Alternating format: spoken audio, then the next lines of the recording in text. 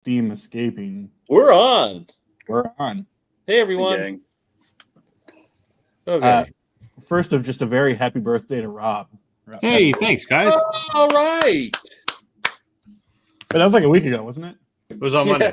Monday. Oh, it was on Monday. Oh, last week, like end of last week, like 5-6 days ago, whatever. Do you celebrate like a birthday month?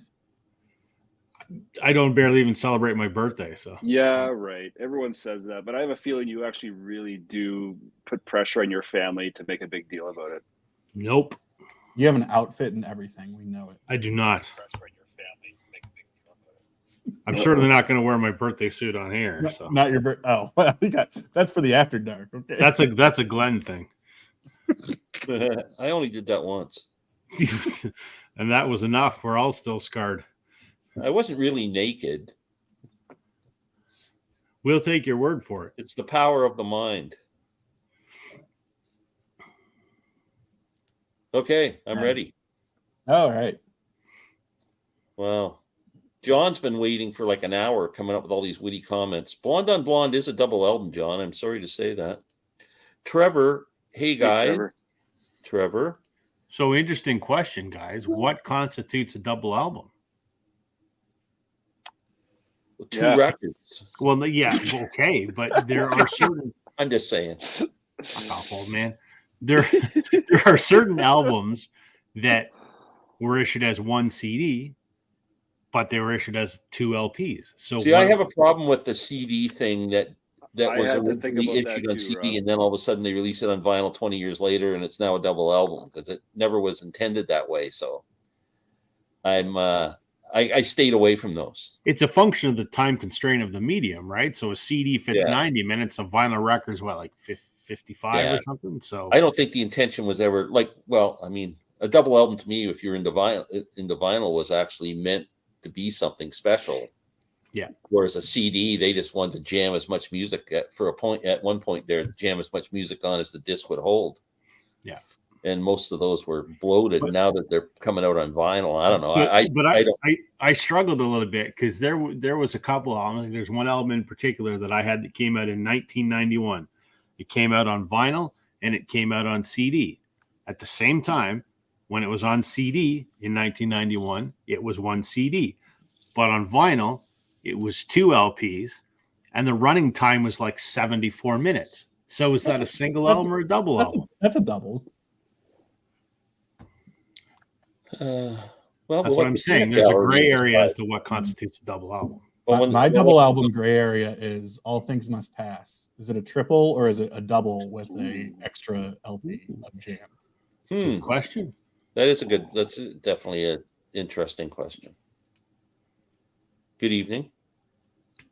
Hey. Yeah, that's an interesting one. I always thought of it as a double album. Because I would put All Things Must Pass as a triple in the same category of I guess I say it's more of a double plus an extra thing, like the same way that I don't call Moonflower by Santana a double because it's a live studio it's a studio LP and then a live LP. Yeah. So to me, it's like, but I know that's different with the Apple Jam stuff, but yeah, I mean, at its time, right? Like, I mean, not a whole lot of. Was it the first triple release? It is a triple album, so I kind of just sided with that. But I thought you guys would be sticking to vinyl in this one. We are sticking to vinyl on this one. I do have one exception, but I'm just making the point, John. That depending on when it was issued, is it a double or is it not? Oh, Goodbye Yellow Brick Road, yeah. Catherine's burying the lead. Come on. I don't have Goodbye Yellow. I forgot about that one. Shit, I have it. I forgot about it. That's a double? Yep. I've only got that on CD. I don't know much about Elton John, but apart from talk about a bloated album, if we're going to start off talking about a bloated album, that one. No, maybe we'll make some enemies. What about the river? I wanted to talk about the river, but as I'm just getting into Bruce, I'm not versed enough in that album to comment whether I think it's good or not. I didn't pull that one.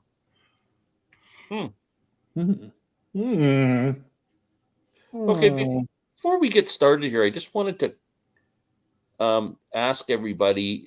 A couple of weeks ago, we all came up with a list of artists we want to check out in 2024. Has anybody looked into any of it yet? Oh yeah, so that little, I gotta get my paper. I always have my paper beside me on Wednesday night, and it's so crumpled up, and it sits in the cup holder of my truck. So when I'm driving around, I'll like pull over and I'll like, all right, I'm gonna find this one. And currently, I'm just blasting through a whole bunch of Sadie's albums. And that one Yeah, there you go. The one that you had said was really good, Rob. What's it called again? If you say Tremendous that- efforts. Yes. Oh my God, what track was it today? That was the last track I was listening to. Holy shit! I was like, this is gold. Loved on Hook, Loved on Look. Yeah. I think. That's the one with Oh. Greg Keeler from Blue Rodeo singing lead Oh, is that the vocals on one? it. Okay. Yeah. Anyway, so That's an old love the Elvis Sadie song. Stuff. Jeez. Okay. Anyway, so yes, Glenn, I'm loving it. I actually am trying to. Cool. What I should be doing is creating a special playlist with like all your guys' recommendations on it. But The list would grow faster than you could listen to it. I know that's the problem. Yeah. I don't Yeah, have the long Sadie's enough are a pretty commutes darn right good now. band, My for town's so small. Going to like one place is less than a song. Yeah. Wow. Anybody else getting into anything? I'm still in the midst of my Bruce deep dive, and I'm loving it. Cool. Loving it. Absolutely loving it. And it's one of those, why did I wait so long? I was checking out Jason Isbell. Hmm. It's too polished for me. His vocals are polished. All the instrument, it just sounds too finished. Like I need a bit of roughness to it or rawness or something. They've taken all that out of it for me. I don't know. From what I've It's heard, too good, huh? it's too perfect. It's not the Eagles down, because I was a big Eagles fan, but the Eagles are like that too. Like every note is like the harm. Everything's just absolutely just like polished up like an apple, you know. Just give us a bit of rawness. I'm excited for this show tonight. Just looking at these comments, I am excited to get in some fights, maybe. Yeah, I'm just. Oh yeah, let's get in some fights. I like that. Let's become the new drama live stream. Yeah, let's fight with the people in the comments though. Let's not fight with each other. We'll band together. So, hey, John, you're an idiot. Yeah. Let's do that. Well, Okay. no, I was gonna. One of the bands I had on my list from a couple weeks ago was The Cure, and thanks to Richard at Kalamazoo, I think he was watching at the time. He recommended I go and watch. The Vinyl Community Gunkles did a ranking, so it was it's 4 of them, and they each did a top 5. And what was interesting, so I watched it. I learned a lot. It was funny because it kind of it got me more excited, but then also I think kind of got me more overwhelmed because they all had a very different list. So I was like, this doesn't help me at all, actually, because it was kind of everybody picked basically a different record from the 80s, and so there's obviously a couple of them that are a little bit more popular, or a little bit more highly rated, but yeah. So there's a handful I need to get into. I got a birthday coming up in like 6 weeks, so I'm depending on you all to figure that out. That's you 3, and then the other 25 people in the chat. I'm gonna give you what I got you last year for your birthday. Yeah, Me too. yeah, I appreciate that. So yeah, we'll send see. it with love, though. We'll wish you a happy birthday, though. That's all. As if we really mean. We'll even try and sound sincere. It's more than my mom does. Okay, well, let's get started showing some double albums. Alex, I'm intrigued because he sent us a message before this started and said, "You're going to see a new Alex tonight." He's gonna. Do you want to start? Well, do I have to? No, Jason, you go first. Yeah, make Jason go first. Okay, good. I want to wait feel till like Sam gets here. all my albums are very generic and predictable, but I don't have that many albums, so you'll have to just indulge me here. My first one, and as soon as I realized, oh shit, this is a double album, I couldn't wait to show it because I freaking love this album. It's a band that I only really like the first album and like 1 or 2 songs off their second album, and that's Chicago, and that's their debut album. CPA. Oh, you bastard! Yeah, yes, that's why I wanted to go first. I knew you would ask. That's why I grabbed a lot. I fucking love this album. I play this. Your for some reason your vocal's really low. I don't know if you got your mic on weird or something. Oh shoot, do I? Those stupid earbuds. That's better. I think it was covered up by the record when you were talking. All right, good. Okay, CTA, their debut album. I'm just a big Terry Kath fan. I think Terry Kath was so bloody underrated and is not talked about, and he has to be talked about. That documentary on him was like super enlightening and really cool, especially when you see the interviews with the other band members and how they talk about him. That really underscores the importance and the influence he had in that band. And, there's lots of theories about why, like first off, there's theories about really what happened with the gun and all that kind of stuff. And, I don't want to get into that, but there's, people were saying that he was becoming less happy with the direction of the group as they kind of ventured more along the lines of kind of jazz and bigger band sounds rather than sticking with a very blues oriented direction, which is what I feel this album has. I freaking think this is a masterpiece. So if you want to talk about an album that has killer or filler, or, is killer or is it just filler? There's some different stuff on this for sure.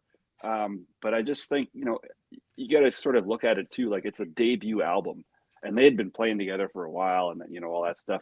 So I think that they kind of came into this album for a debut really confident. Like, I feel like this could have been like a band's third or fourth album in the sense that they kind of were pretty experimental with what they were doing.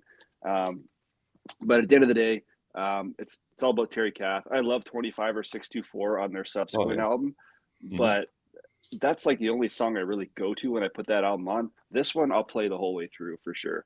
Like, the only, if I wanted to argue any kind of filler, maybe those last, like the prologues on side 4 might be a little iffy, but Beginnings, Listen, Question, the Poem 58, the freeform guitar is so cool. Just when you read the backstory about him, just totally messing around and just, I don't know. It's just wanking, man. Yes. Yeah, but I can't listen to freeform guitar after I've heard, like, it's just not an enjoyable listen to me anymore. Like, I know it's very different, but I just love it because I guess I'm totally biased because whatever he does, I'm just going to buy into it because there's so little of him out there, right? But that's my problem with the album. I think it's freaking brilliant album, one of my favorite albums, and I can hardly wait to pull it and talk about it. It was going to be the first one I talked about.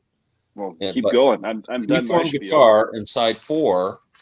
After I've heard them, I've heard them. I don't play them. Yeah, totally fair. And that's why this album I think it's better on CD for me because I can flick through those tracks. Actually, the one bummer about this album or this particular record in my hand is that I think there's a lot of intergroove distortion on Beginnings when it gets down to the very end. Oh, really? No, not Beginnings. Sorry, I'm a Man, which is actually probably my favorite track on the album. And I never noticed that. Yeah, it could just very well be this Grooveware. Who knows? But that's the only bummer about this album. So at some point, I'll try to find a better version. But that's it. That's my first one. So all killer or some filler? I'd say 90% killer. You're like side 4. I don't listen to much, and I appreciate I totally respect your take on freeform. It is different, but I don't have that much Terry Kath in my collection. I've heard it, it's the same as I love Jimi Hendrix too. But if I listen to like live Hendrix and it's just 5 minutes of feedback, I'm out. Like I don't. It's just that doesn't. This sounds sacrilegious to say, but like I've never appreciated his like Star Spangled Banner. Yeah, I've never liked that. It just sounds like out of tune guitar playing. Yeah, I've never been a fan of that. And either. I'm like, I know this is like, I love this guy, but to me, it doesn't. Yeah, I'm like, But when you think about in the moment he was in, and it was cool, right? Yeah. A cool event. But after that, like, it's not something you'd want. Oh, you got to let's put that on for an enjoyable listen. No. Right. Oh, we have to mention, of course, and I think I've said this either on a live stream or a video about that quote that Jimi Hendrix said he was better than him. Which, what it's worth. I never believe those quotes because there's a big one of the guys in the Rory Gallagher's another one. That's the same thing. There's about 5 guitar players that Jimi Hendrix said was like, oh no, you should see this. Billy guy. Gibbons was another one. Yeah. Shuggy Yoda's. There's about 4 or 5 of them that are like, you just go, whatever. I'm gonna believe it. Cool. Well, can I go? Okay, go ahead. No, well, I was gonna say, are you gonna talk about that one more? Yeah, this one. Yeah. Go ahead. You got Well, comments? I don't want. So I wanted to say this is. I pulled those as a pick, but I got a lot of backup ones, so it's not a pick. But Jason, not to disagree with you, they're totally just like opinions. But as you said before, it was like this was a debut, right? Of like, holy crap! Like right out of the gate, what was the 69? Right out of the gate debut, right? And then they're like, well, that was a lot of fun. Let's just do another double as our second. God, you're stealing my thunder again. Well, no, I'm not stealing thunder. And then they're like, well, that was a ton of fun. Let's just do another double as our third. Yeah. And then they said, you know what? That was so much fun. For Chicago 4, you know what we're going to do? We're going to release a friggin' four disc live record. Yeah. Live at Carnegie Hall. And Pretty it's like, ballsy. who does that? Chicago does that. And then they Yeah. kind of lose me a couple records after this. But I didn't want to steal any thunder, but it was just like the whole point of like, yeah, I mean, just, Fair, for yeah, sure, nobody yeah. else has done that. Okay, I want to go second because I want to bring up this one. The second. Yeah. Okay.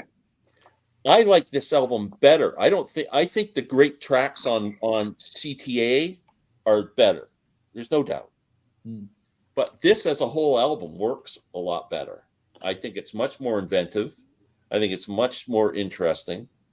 And I love this freaking album. I love the suite and that they do. And like I said, 25 or 6 to 4 is a great song. Color My World is a great love song. And I this is my go-to Chicago album, which I play a lot over the first one. That's kind of, I was going to bring them up at the same time to kind of go, but it was amazing what they came up with. And trust me, in 1969, when I was 16 years old and this freaking thing came, that Chicago Transit Authority album came out, everybody was just blown away. Like, it was so different than, Zeppelin came out with albums that year, and, Hendrix with Electric Ladyland. Then you get that Chicago Transit Authority album. I mean, and then we end up in Canada with Lighthouse after that.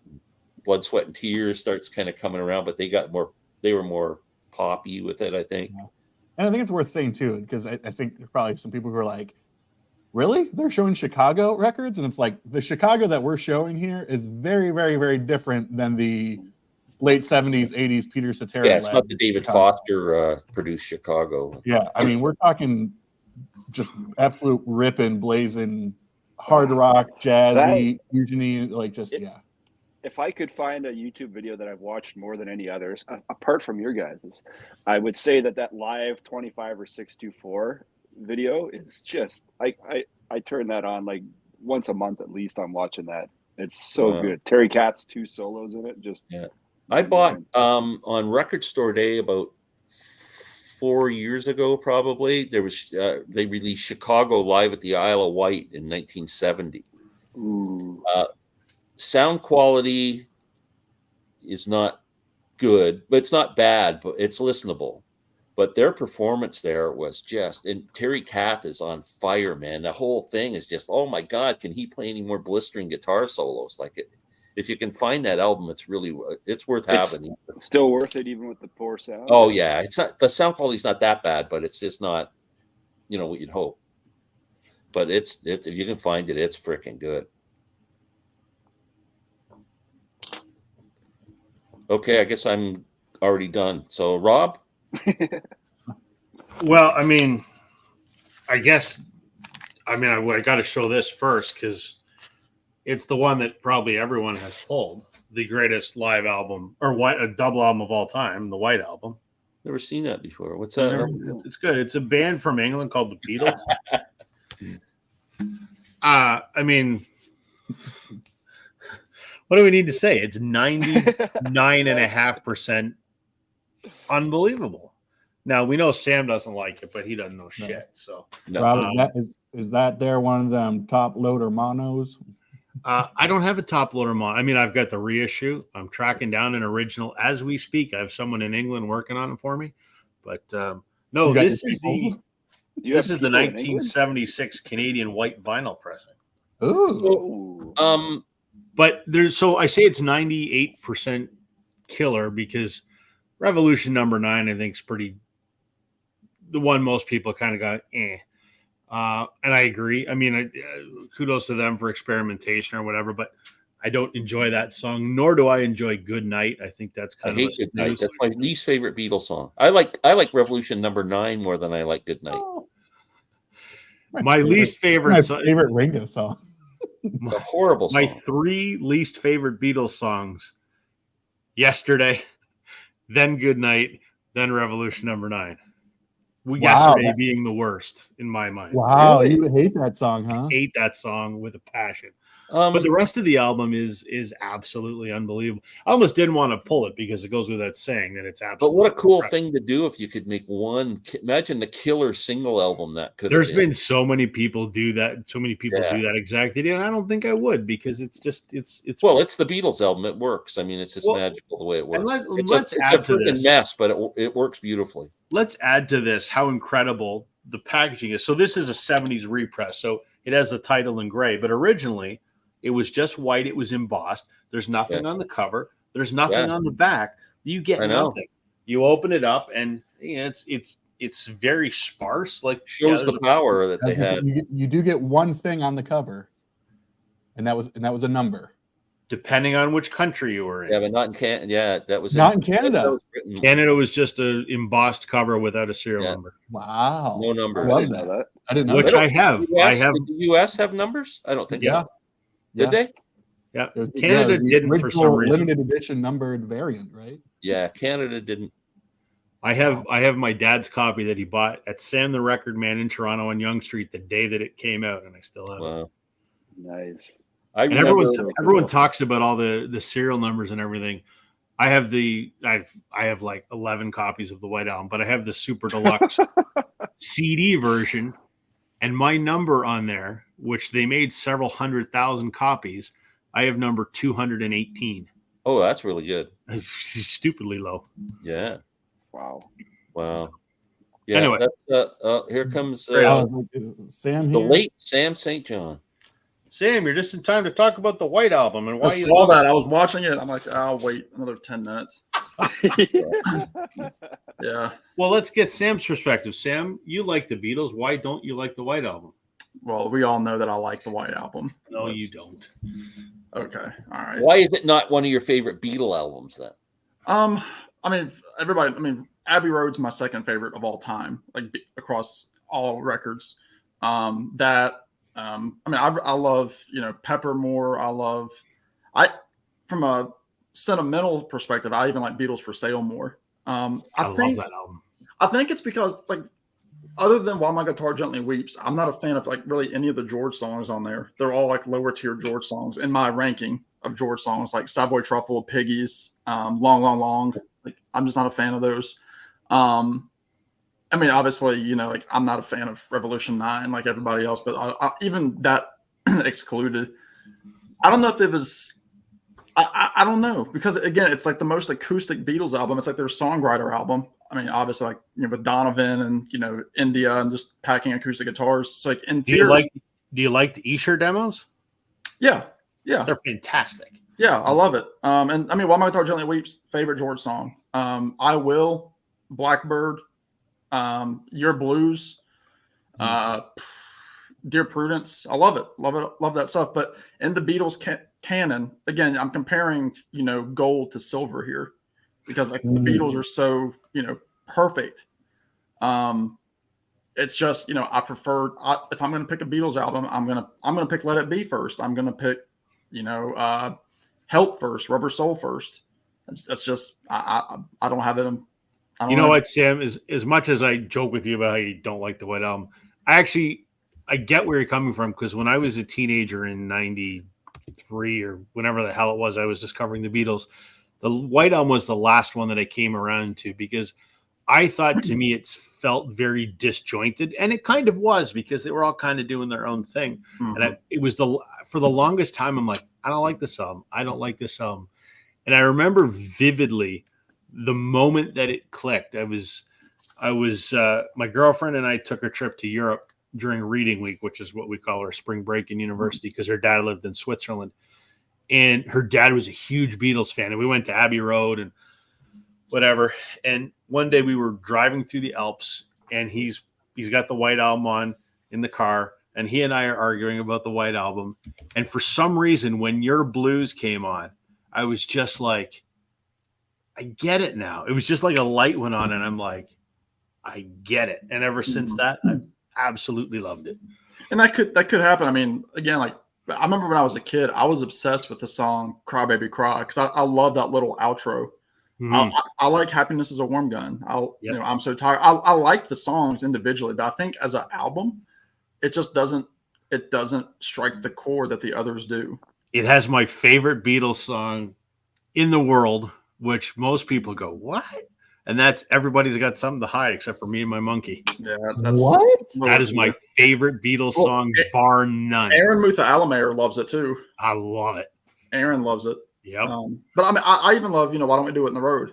I remember That's great. I was on a bus trip going to Colorado in 2010, and there were two guys in the front of the bus that were singing that song at the top of their lungs, and it was not an appropriate place to be singing that song. They were just like on an altitude high. I can't think of a better place to be singing that song. Yeah, well, some of the older folks on the bus were like, "Who are these chumps? What are they singing about?" Marcia asked the question. No, live albums are not included. Studio albums. Marcia, it says right on the bottom on the thing, it says, even though I'm going to show one live album, I'm going to show one live album just to defy Glenn's rules. Yeah, well, I'll just put you off the screen. Oh, is that how it's going to be? Yeah. I'm in that mood. I'll just remember that next time you want me to host.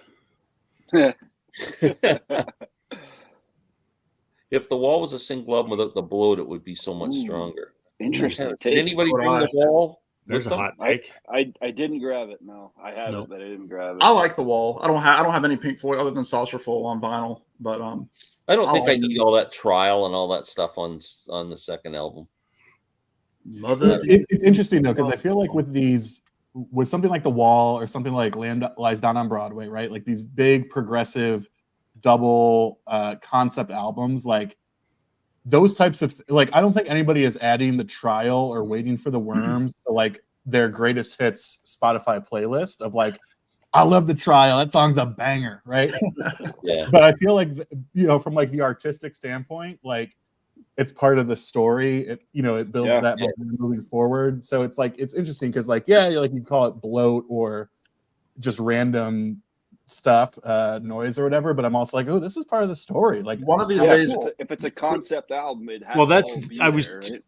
I was just going to say, I think there's a subtle distinction there that album wasn't necessarily, in my mind, not designed to be a double album. That album was designed to be a concept album, and it just required 2 discs to flesh out that concept. Whereas, you know what I mean? It's a slightly different motivation to make a double versus a concept album. Just my take. I could be full of shit. I'm going to say one of these days I want to hear Alex's version of Bring the Boys Back Home from The Wall.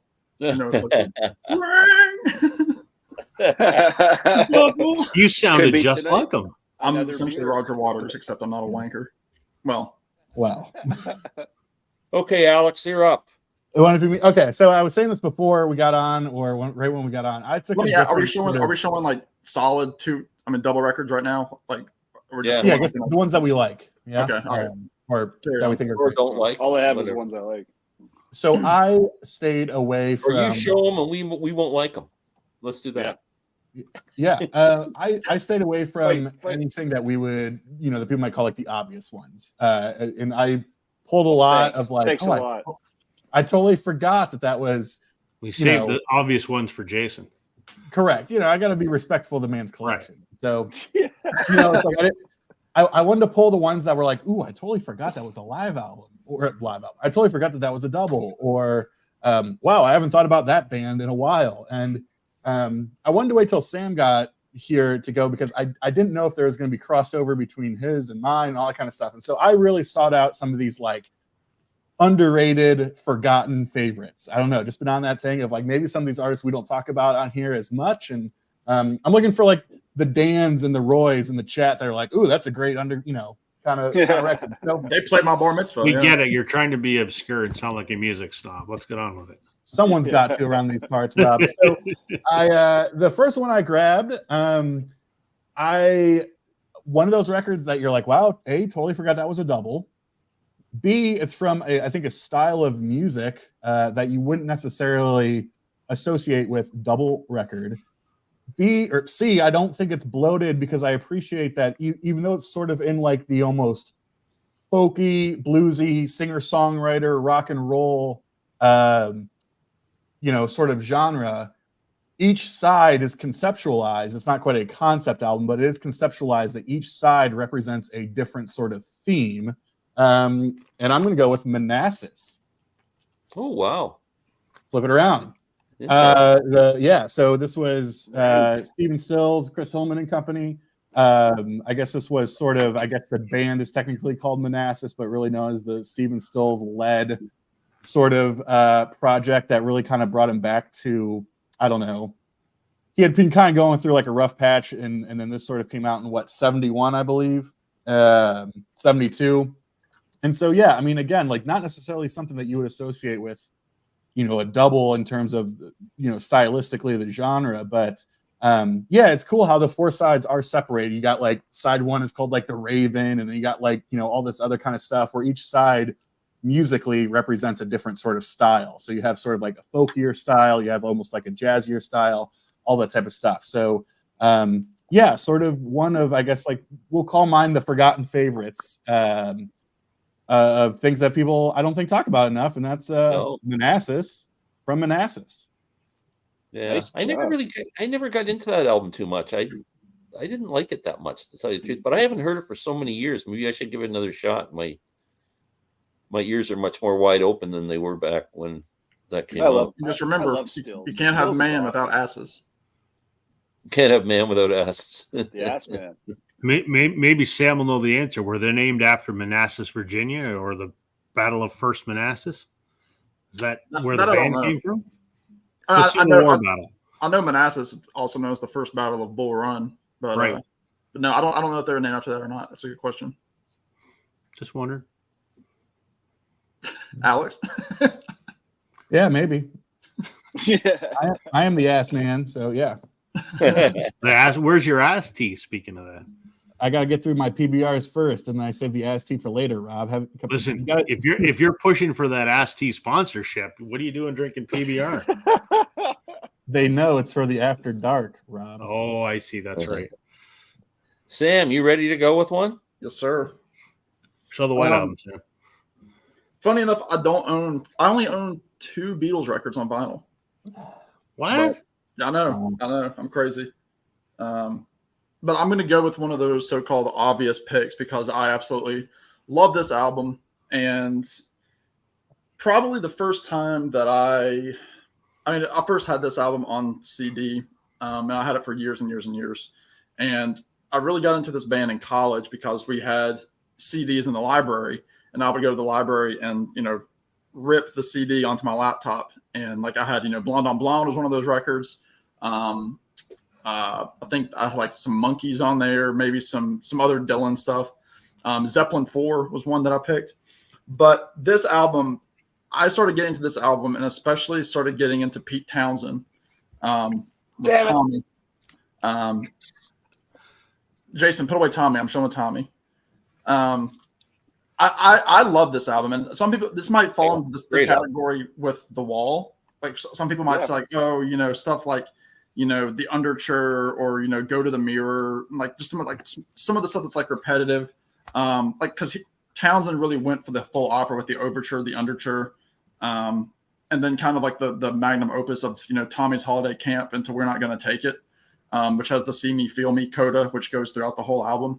It was released as a single, which I remember when I got this album, I was like looking all over because like on the greatest hits of The Who, which I had burned to my laptop, I'm like, where's See Me Feel Me? It's supposed to be on this album. I didn't realize they had ripped it from We're Not Gonna Take It, which is, a 7-minute track at the end. And then it shows up later where Townsend is singing it too. But I love this. I mean, the only singles, obviously Pinball Wizard, the big hit, and then See Me Feel Me, which was again ripped from a longer song. But I mean, I think it's like fantastic. And I remember even like watching like a really like grainy copy of the movie on YouTube in college, like watching Daughtry, watching like Eric Clapton in that movie, Tina Turner, doing like the Acid Queen bit, singing the different songs, and Margaret singing the, Tommy's, mother's parts, and, seeing, Keith Moon as, cousin Kevin just being, wacky. I absolutely love this album. I think it's wonderful because, the record before this, which was, it was Who Sell Out. A lot of the same chord progressions are in that record. Like you hear some Pinball Wizard in that album. And so it's like Townsend had this like idea circulating for a couple of years.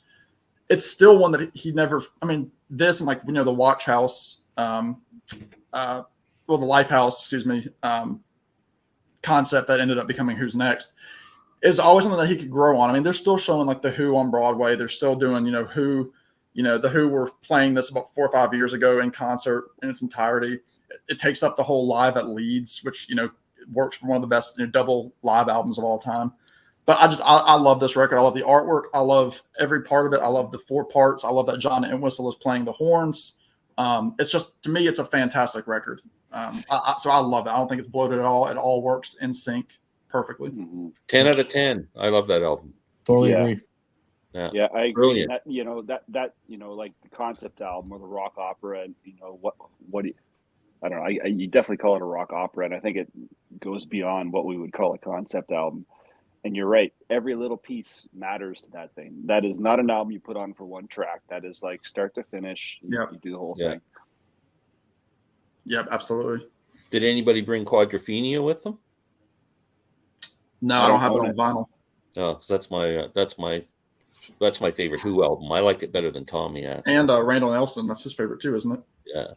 Yeah. That's funny you say that, Glenn. I finally took the time to listen. I had to stream because I don't own it, Quadrophenia, and I need to grab it now because it rivals that. It rivals Tommy for me, and I got to give it a back to back. You know what, I like Tommy better live.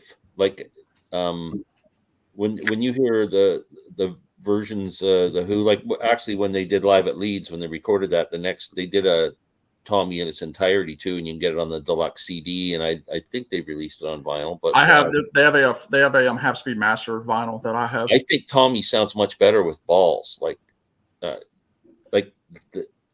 just there's not a lot of punch in the studio album.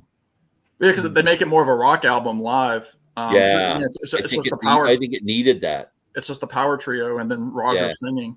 Yeah. And even when, because Daltrey put out with the symphony a few years ago solo, and then the Who put out a symphony. Even that's cool. Yeah.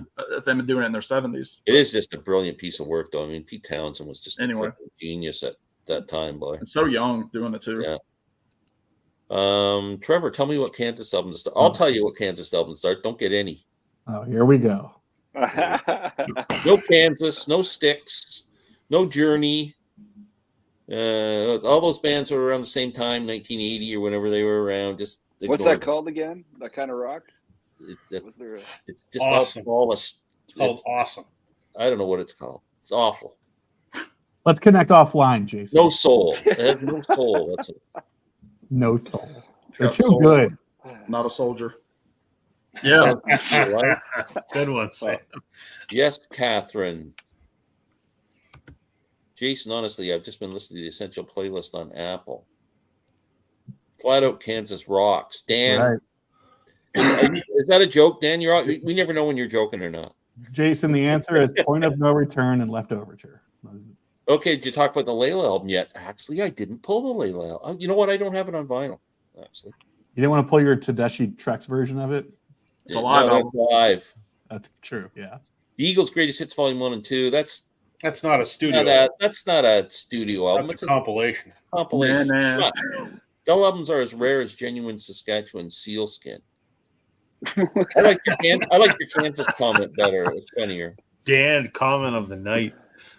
Either those are not double albums; those are compilations. Yeah, but they're compilations. You guys are not listening to the rules. Dan's trying to kick in late, and he's just going to jam us with stuff.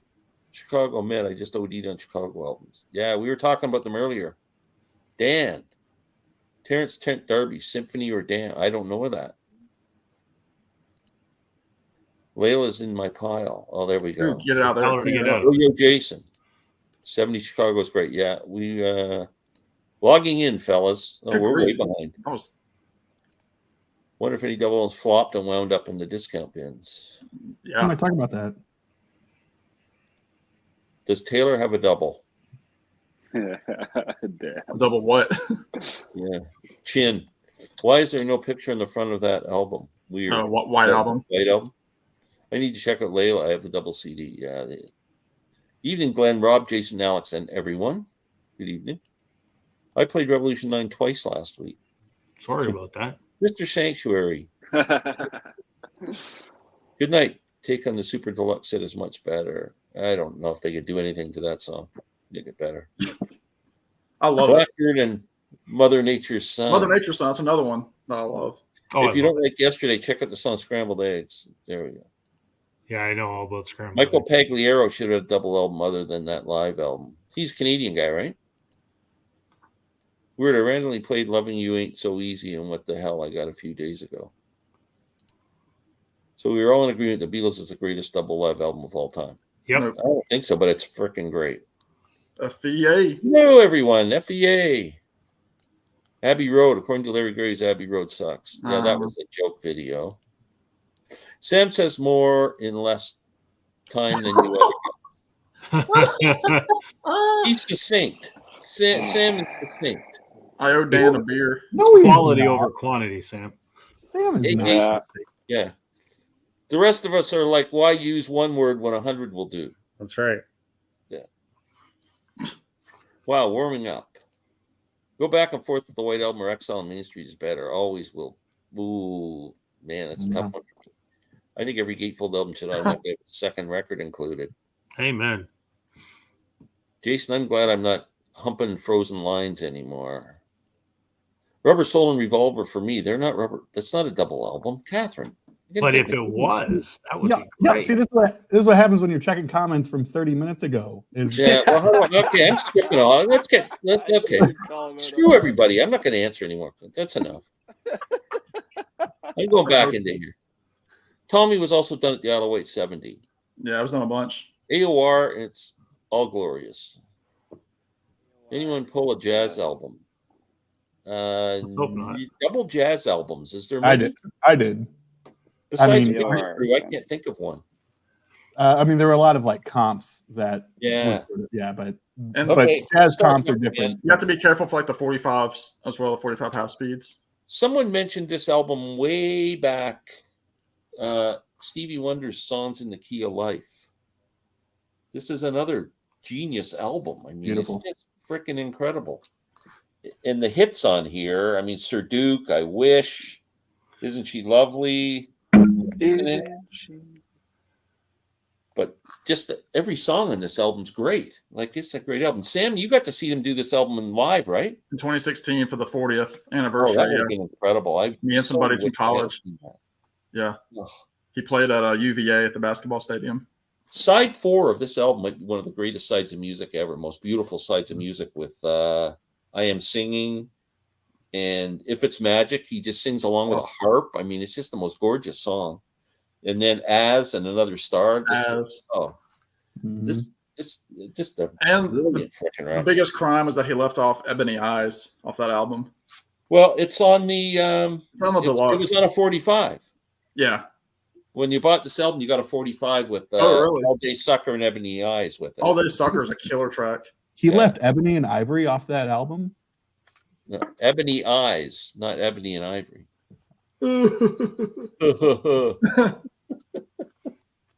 Okay, Jason, it's your turn. For a joke. I'm moving on. Jason's turn. University. Jason was talking to a professor who was pretty well versed in music and turned me on to a band that, of course, everyone had heard of, but not many people at that point really looked into anymore. But now it's pretty damn popular and it's a pretty obvious choice. But incidentally, I like this band's debut album. I think better than this one, but it really is a fantastic album. Ah, Oh, So nice one. Like, I don't know a shit ton about The Clash. I know their debut, and I know this one. It's the only two I own. It's the only two I ever really listened to straight through a whole bunch of times. I don't know. It's not really in my usual wheelhouse of music. I know this is kind of as they start to deviate from more punk and kind of, there's a lot more rock kind of sort of feel to this one. and maybe Yeah. that's why I like it so much. But I do like the first one a lot. But anyway, so this one is, I think it was a little more. I think it was easier to kind of get into. Yeah. And I don't know. I don't know enough about them to pretend that I could, wax poetic about the Clash, right? I know that they're important. I know they're influential, and I can't explain why, but it just sounds great. And it's one of those albums that I'll put on, and I'll be boom, good mood right away. Like it's not a it's sad great. bastard album. It's like get your mood up right away. And the title track is probably my favorite. There's a few I wouldn't say there's a lot of filler on this. It's a classic album. The ones I don't really have an album that I consider shitty here. I don't have it, but there's a few on this that I'll kind of if I'm driving and I'm streaming it, I'll skip a few songs. But like London Calling and Hateful, huge songs for me. I don't know what else is on here. Like there's a ton. I Fought the Law. And the cool part about that is one of the biggest songs from our record, Train in Vain, was a quote unquote secret track. Mm-hmm. Yeah. Wasn't on the label or anything. That's a great track too. Which doesn't sound like anything else really on that record. The record's all over the place. Yeah. Yeah. Like I said, I went through the same time in college, like to hear like the song I Fought the Law. I was listening to like so many different covers of that because like I fell in love with that song. And I was listening to the Clashes a lot. I mean, with Bobby Fuller and Green Day and everybody that's ever done the Stray Cats. I love that song. Yeah, that's a great song. Yeah. I love great pick there, Jason. I love that. Yeah, all the Clash albums are great, except for that last one they did like 10 years later when they got back together. It's horrid. But I can't remember what it's called, but the first, I guess 4 or 5, whatever they did when they were kind of in their heyday, are all great. Yeah. And if you've never listened to Joe Strummer's solo stuff, oh my God. I think it's so cool. Yeah, I've heard someone was talking about that to me that I need to start listening to that. The story, the homage to the Elvis album with the cover, like I thought that was super cool. Like who would have thought that a band that produces that sound would be throwing back to him and giving him that kind of credit. So kind of neat. Anyway, that's don't have much to say about it. I just so love far. it. I think it's great. Great pick. Wow. Who was second? Rob? I guess so. Was it me? I think so. All right. Show it, Rob. I'm going to go with an album that I would argue is one of the albums that really defined a generation of music listeners, being teenagers in the 90s, and that is Melancholy and Infinite Sadness by the Smashing Pumpkins. Fantastic. This blew my mind the first time I heard it. Now, on vinyl, it's a triple, but on CD, it was a double. I mean, it wasn't there. It was their second or third album by that point, but it was still such a kind of a fresh, unique, it wasn't the grunge, Nirvana kind of thing. And it wasn't the, Brit rock that was, it was kind of on its own little, there was nothing else really like this at the time. And I mean, I remember first time I heard Bullet with Butterfly Wings. I was like, holy shit, what is this? This is fantastic. So Smashing Pumpkins. Yeah. I remember. I love that. I love that album so much. Rob, didn't Bullet with Butterfly Wings, didn't that set a record on Much Music at the time for weeks in a row as being the most requested? It had something for the longest time. Yeah. It was. I brought it. I don't have it on vinyl yet, so I showed this like the CD or whatever. But it was, if it's not the first, it was the second thing I ever bought music-wise. It was that or the Doors' Greatest Hits. And I remember grabbing that from like Costco or what's called Price Club back then. But yeah. That album is pretty special for sure. I mean, that's kind of our generation's White Album or our generation's Sgt. Pepper. I think it's of that magnitude, right? I mean, sure. there are a handful of albums from the 90s that sort of are of that like monumental stature, and that this is absolutely one of them. Yeah. And at a time that was so, it's like I always push back when people like lump Smashing Pumpkins in with like grunge, and like what they were doing was so beyond all of that. I mean that record is it's orchestrated, it's conceptual, it's kind of over. more like an art rock album than anything else. Yeah. I would say it's borderline prog. I was like, I Glenn, was Glenn gonna doesn't ask like you. art rock. Gonna ask. No, I do not. Yes, indeed. Cool. Anytime art made rock, I didn't like it. I didn't actually like art. Yeah. He's here all night, folks, unfortunately. All night. Yeah. Well, Alex. all right. Well, again, me for forgotten favorites. This me. was talk about a guy who could do everything. I mean, he was or Glenn is. Calloway? He's still. He's I can't still walk really- on water. I Oh, sink okay. like just that much. I walk on it when it's frozen. Yeah. Sorry, Alex. Go ahead. It's fine. Yeah. Still Okay, really- next, Sam. Oh. I can't. Go ahead, buddy. All right, bye, Jason. This is somebody who I've always had the greatest respect for. I don't know him as a person, so I can't, really relate to who he is as like a human. I'm not gonna be like, he seems like a great guy. No idea.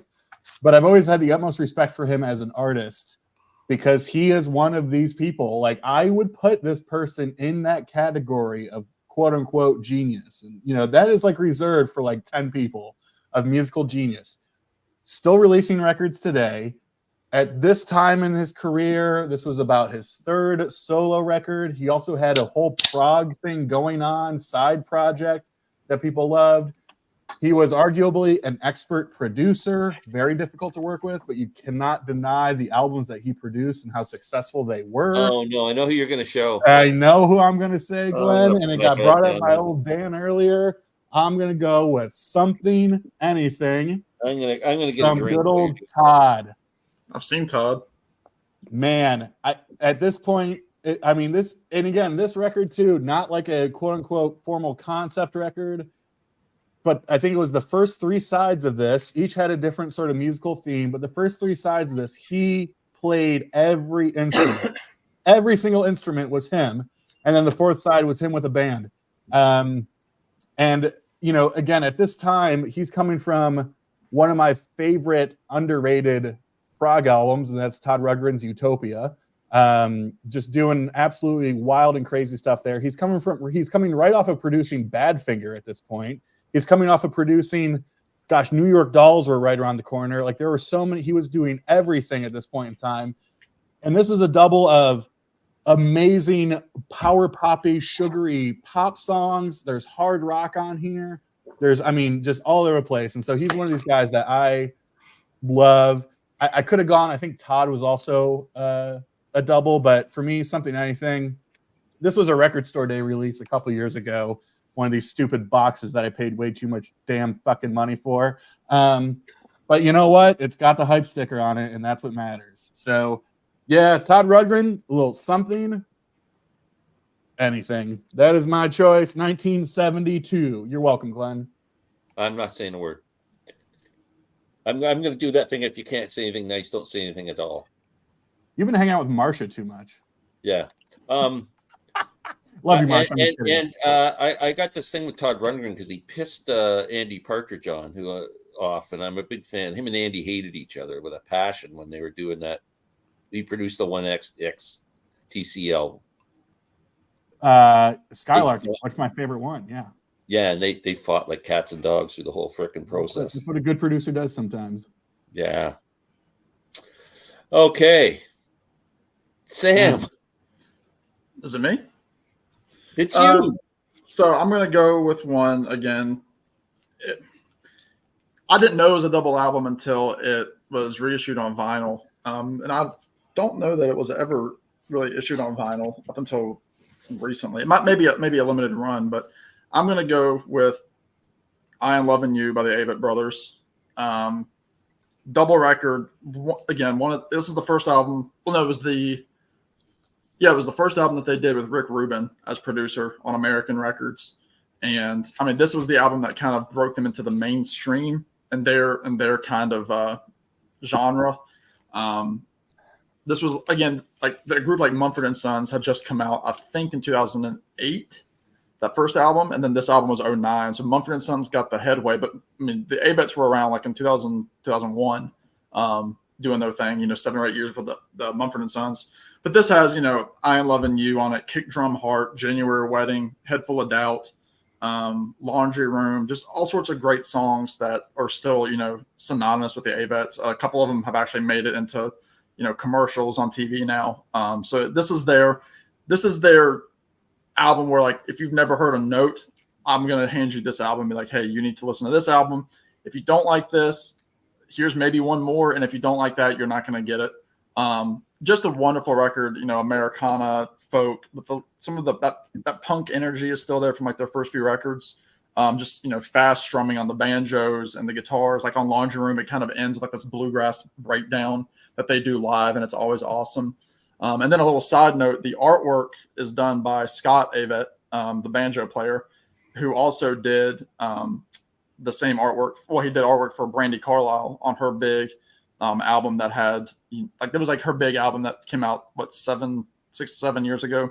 And you can tell it's similar style of painting. Scott's a really talented painter, but just a wonderful record. Again, well-crafted tunes. I think the Avets have said too, this is like the album that made them look at their songwriting as a craft, versus, trying to shred their vocals, like doing like heavy metal on banjos, essentially what some of their songs were early on. But this is the album that's made them say, let's tone it back and really focus on the songs. And you can really see, like, all these guys weren't a gimmick. They've really got something. And they every American record that they've done with Rick Rubin has just been phenomenal, which, I mean, they're still with Rick up until the most recent release in 2021. It's all been with Rick Rubin. So they've been with him now for 18 years, something like that. So it's hard to believe they've been around that long. Like, yeah, they just, I want to say they just hit 20. They definitely hit 20 years, which is crazy. So yeah, they've been around for a long time. And again, this is 2009, which was, the kind of like the that start. was my introduction to the Avets, that album. I love that, and I love that album. It's great. Yeah, and I've gotten guys on YouTube, like Tom Hunyadi, who didn't know anything about the Avett Brothers. I'm like, check this album out, and now he loves them. Like, him and his wife are really getting into the Avets, which is awesome to me. I don't really like their previous stuff, like you said. That was more like, I don't know what we could call it. There's good on all of them. I mean, some of it's a little bit harder to listen to because, like, especially Seth, he really like that scream kind of. He got much more melodic after very, that. Very. His banjo playing is like so, like, he doesn't play like a bluegrass musician. He plays very melodically, and it's. And if you hear a lot of those, pretty. like, it's actually very pretty the way he plays. A lot of those, like, posthumous Johnny Cash American records that Rick Rubin put out. The Avett Brothers play a lot of background. Like, Scott plays banjo on a lot of those. Yeah, those songs that were released, 5 or 6 years after Johnny Cash passed away. Yeah, so that's a great album. They're well respected. Yeah, great job. Is it my turn again? Did everybody have a second? Yeah, that was my second. Okay, I'm going to show two at once. So, because for a reason, and if you wanted me to skip a turn, are we still in good? Are we still in, like, we love these doubles? Are we in bloated? Or you can talk anytime you want to pull something. We can do whatever we want. I am going to show these two at once because they are the first two rock double albums ever released a week apart. Dylan's Blonde on Blonde came out on June 20th, 1966. Frank Zappa's and the Mothers of Invention Freak Out came out on June 27th, 1966. Both groundbreaking albums for me, mind-blowing albums. And I was fortunate enough to have a friend. I started high school in 67 and met this girl in school who knew everything about frickin' music. She was like, with no internet around, she just knew everything. She just was introducing me to all the stuff that was just like not on anybody's radar. And this album was one of them. And I think this is just an incredible record. And is there any bloat on this, Alex? Side 4, maybe? I would. I mean, it's all just wild and wacky and crazy. It's hard to say what's bloat and what's not. But yeah, the first album, it's pretty. It's almost like a straight rock album at first. I mean, it's rocking psychedelic. You got your Susie Cream Cheese. I mean, come on. Yeah. Yeah, with a bit of zaniness thrown in, but it's actually fairly straightforward rock album. Susie Cream Yeah. Cheese. What's happening, baby? What's got into you? Yeah. Yeah. But that and my favorite Dylan album and my second favorite album of all time is Blonde on Blonde. So, I mean, these albums just, I mean, hearing Sad Eyed Lady for the Lowlands for the first time taking up a whole side of a record, you're just going, what the hell? That's insane. In 1966, absolutely. Yeah. It was. Yeah. And those albums I wasn't around, those Glenn. albums are really important to me in my musical upbringing. This is what It couldn't be more different. Instead of listening to top 40 radio and Herman's Hermits and everything like that, you're getting this stuff. Like, I mean, it was mind blowing. And the interesting thing about Blonde on Blonde, there's still a discrepancy as to when it was actually released, because a lot of times they say May 16th, which is my birthday. Yeah. Which would have been the same day as Pet Sounds, May 16th, 1966. So that was a very fruitful time. I mean, obviously Revolver was in 66. Yeah. Just crazy. Yeah. Yeah. A huge year. Music changed. That was the year really music changed. Yeah. Yeah. Yeah, that's it. So let me catch up here now that we're kind of. How about Life After Death by Notorious B.I.G.? I don't know anything about that. Anybody? I'm surprised. I mean, I love like old school 90s hip hop, so I'm all in on Notorious B.I.G., but yeah. I came in like a wrecking ball. Do you like it when they call you Big Papa? The new audiophile versions are 2 LPs of singles. Will you allow it? No. Taking it too easy. That's the way it is. Good question, Dan. I avoid pulling those. Yes. Iron Maiden. I don't know anything about that. I think that was a triple. Senjutsu came out as a triple LP. There's only one genius, Ray Charles. You said it. He's absolutely.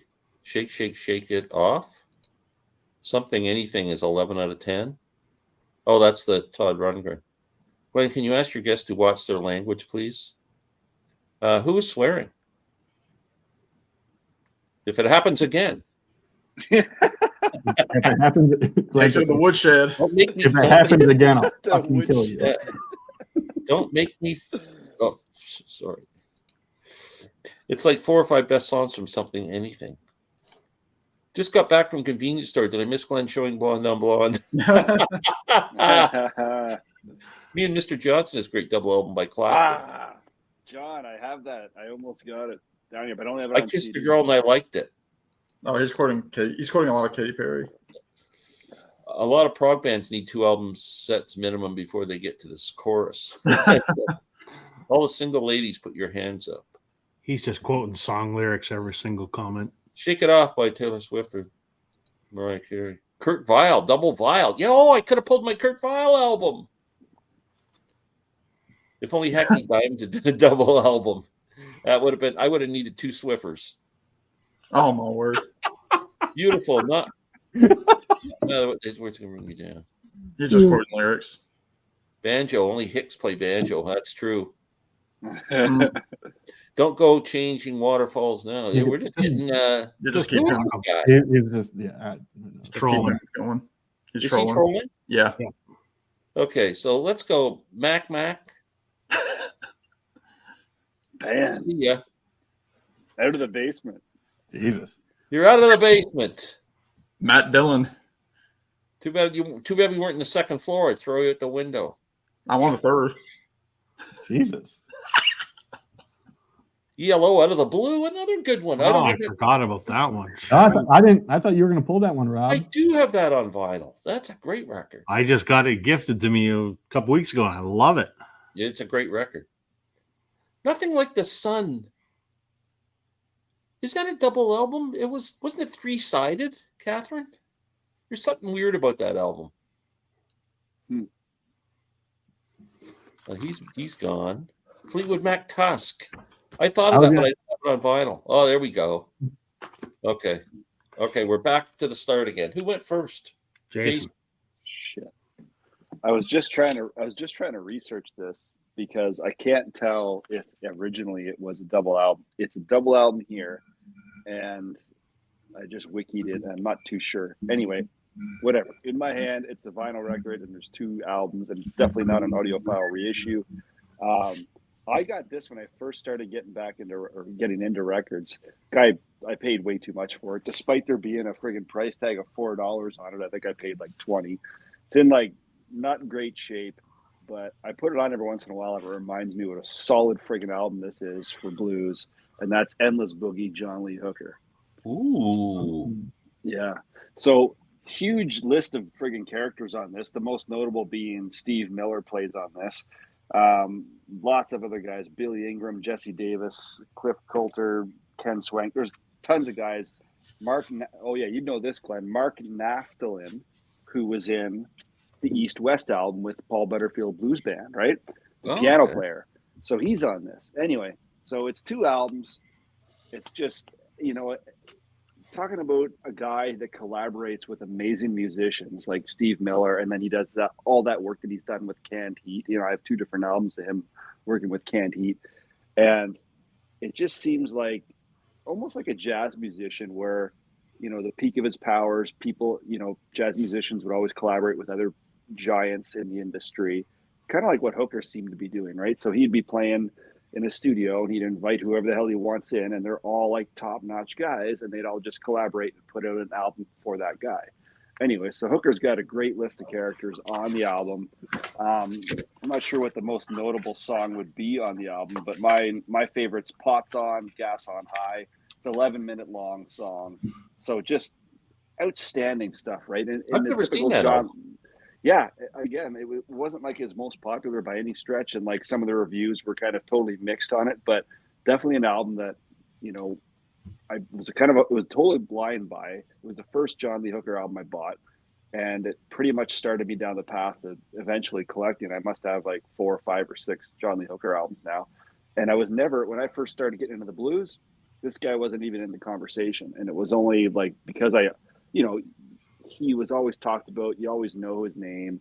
And it wasn't until I got this album that I started to dive deep into him and really hear what that sound is that he brings, right? That boogie sound, which was, totally all his own. So anyway, it looks like a double album. On Wiki, it doesn't quite fit the bill, but in this case, there's 2 albums. It even says 2 record sets. How about that? So I'm going with that. A little bit out of the I don't think there's such a thing as a bad John Lee Hooker album. Everyone I have, I love it. If I do a video on an artist, that's going to be one of the artists I definitely cover, because he's late to my taste, and I can't seem to get enough of him. Alex is supposed to be next, but he's gone. Birds is going to get tea. Yeah, that is a great. Untitled is a great album, but half of it's live, and we're just doing studio stuff tonight. Yeah, I thought about pulling that Catherine one. says she owns the Sting album, the CD era with 12 tracks. I've got the vinyl, and you're right, it's 2 records, but there was something, I don't know what the hell it was. It's Rob, not me, by the way. Glenn, you better show off your Electric Ladyland album. I don't have the Naked Women cover, John. I think that's what John's all excited about. I like John Lee's BJ years the best. Okay, Alex. No. Is it I think it's Rob, but Rob? Oh, sorry. it's okay. Go ahead, Rob. Doesn't matter. Go ahead, Rob. Oh, I'll go. Okay, what am I going to show here? Okay, I'm going to do this one because I think it's interesting. Although not a lot of people will even have heard of this album. But you may have heard of this band if you watch my channel. What's coming up here, Sam? It's either Blue Rodeo or Taylor Swift. It is Blue Rodeo. Yeah. So while I know most folks have never even heard of this album, I think it's worth talking about. My favorite band. This album was recorded at the end of 2008 and was released at the beginning of 2009. So the vinyl resurgence hadn't even really started. I mean, that was later in 2009, early 2010 that started. And this was a double album, and this was a double album by design. I remember when this came out, Jim Cuddy, the principal songwriter, gave an interview, probably I think it was on the CBC, and he said that the band purposely made this a double album because they had read an interview by Coldplay where they had said the album is dead. We're just going to make singles to stream from now on. And Jim and Greg said, well, that's BS. The album isn't dead. So to prove that point, we're going to make a double album, and it's going to be designed to be released on vinyl. At that time, again, the vinyl resurgence hadn't really started. And so they crafted this album, and what they tried to do is it's kind of like a mood record, and it's sort of, the idea is the album is supposed to take you through a day. So the evening, the night, the morning, and the afternoon, and each side of the record has kind of a discernible mood. You know, it gets much darker and sort of more melodic and sort of downbeat in the evening, and a little brighter in the day. And it's a very interesting record. My favorite band, and I love the concept they were going for. There are no hits on this record, because it's not a singles record. It is to be listened to in its entirety. Me being probably the most diehard fan these guys have, I might listen to this once a year. I love what they were going for, but it simply does not hold my attention. It's not that it's bad. It is of the same sort of caliber craftsmanship as everything else that they've done. Just not many of the songs really just, there's no Lost Together on here. There's no Outskirts on here. It's much more contemporary, and it's still that country rock they're known for, but love what they were going for, and it's good to listen to every once in a while, but it's definitely not a regular rotation kind of thing.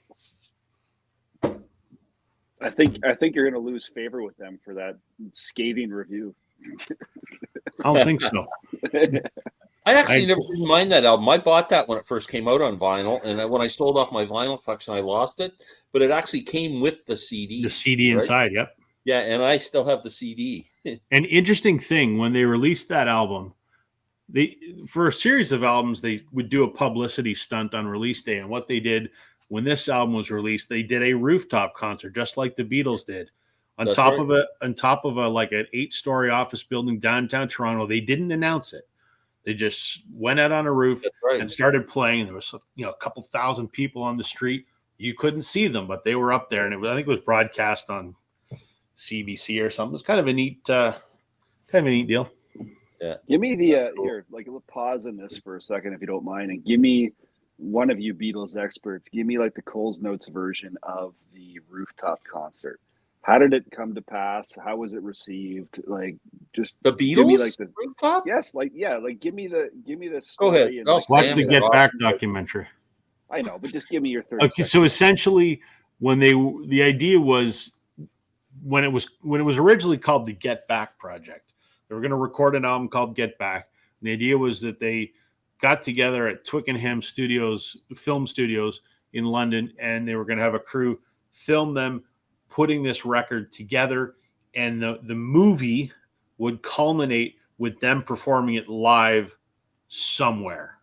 Wasn't necessarily going to be on a roof. Yeah, they talked about doing it at the pyramids. They talked about doing it on the Queen Elizabeth, or the Queen Mary, or whatever. Right, because bearing in mind, the Beatles hadn't performed live since late '65, or maybe it was early '66. Yeah. 66. So that was kind of the thought process. And as most folks know, the Get Back sessions were fraught with a little bit of tension, I think, and the film never really ended up the way they wanted it to be, and they couldn't work out the logistics of the concert, so they just said, well, let's go up onto the roof of the Apple offices, Apple Records. Because Ringo didn't want to leave town, and I don't think George was too into it. I bet you John and Paul would have both gone somewhere to do it. Oh, probably. Yeah. So they just kind of went up on a lunchtime and played a few songs, and some of them they played a couple times, and the cops shut them down, and that was it. That's so friggin' cool. How many people have done that since? U2? Didn't U2 do something? U2 did it on a liquor store in London, or in Los Angeles, I should say. From Rattle and Hum, wasn't it? Yeah, they did it. Yeah, they did With or Without. No, they did Will the Streets Have No Name. Where she's on it, that's right. Yeah. And then McCartney did it later on Letterman, like he did the marquee. Yeah, above the marquee. Yeah. A ton of people have done it since to copy. Yep. I've done it. Mostly on the general public.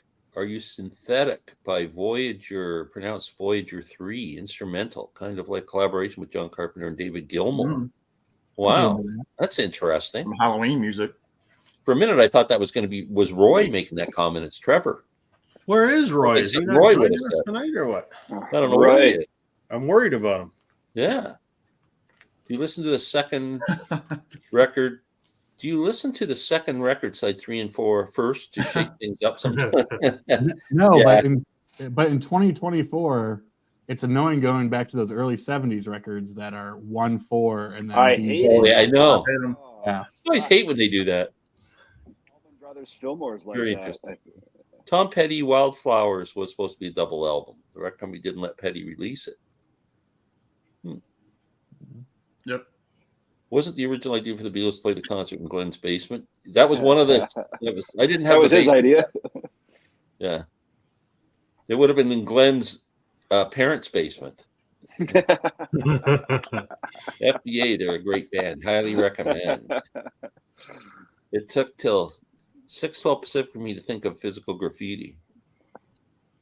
Oh, The Airplane Christ. played on a roof a bit before the Beatles, probably. I think all those San Francisco bands played everywhere. Yeah, it doesn't count if it's the roof of like a pickup truck. Yeah. No. Who's Yeah, they would play on the trailer.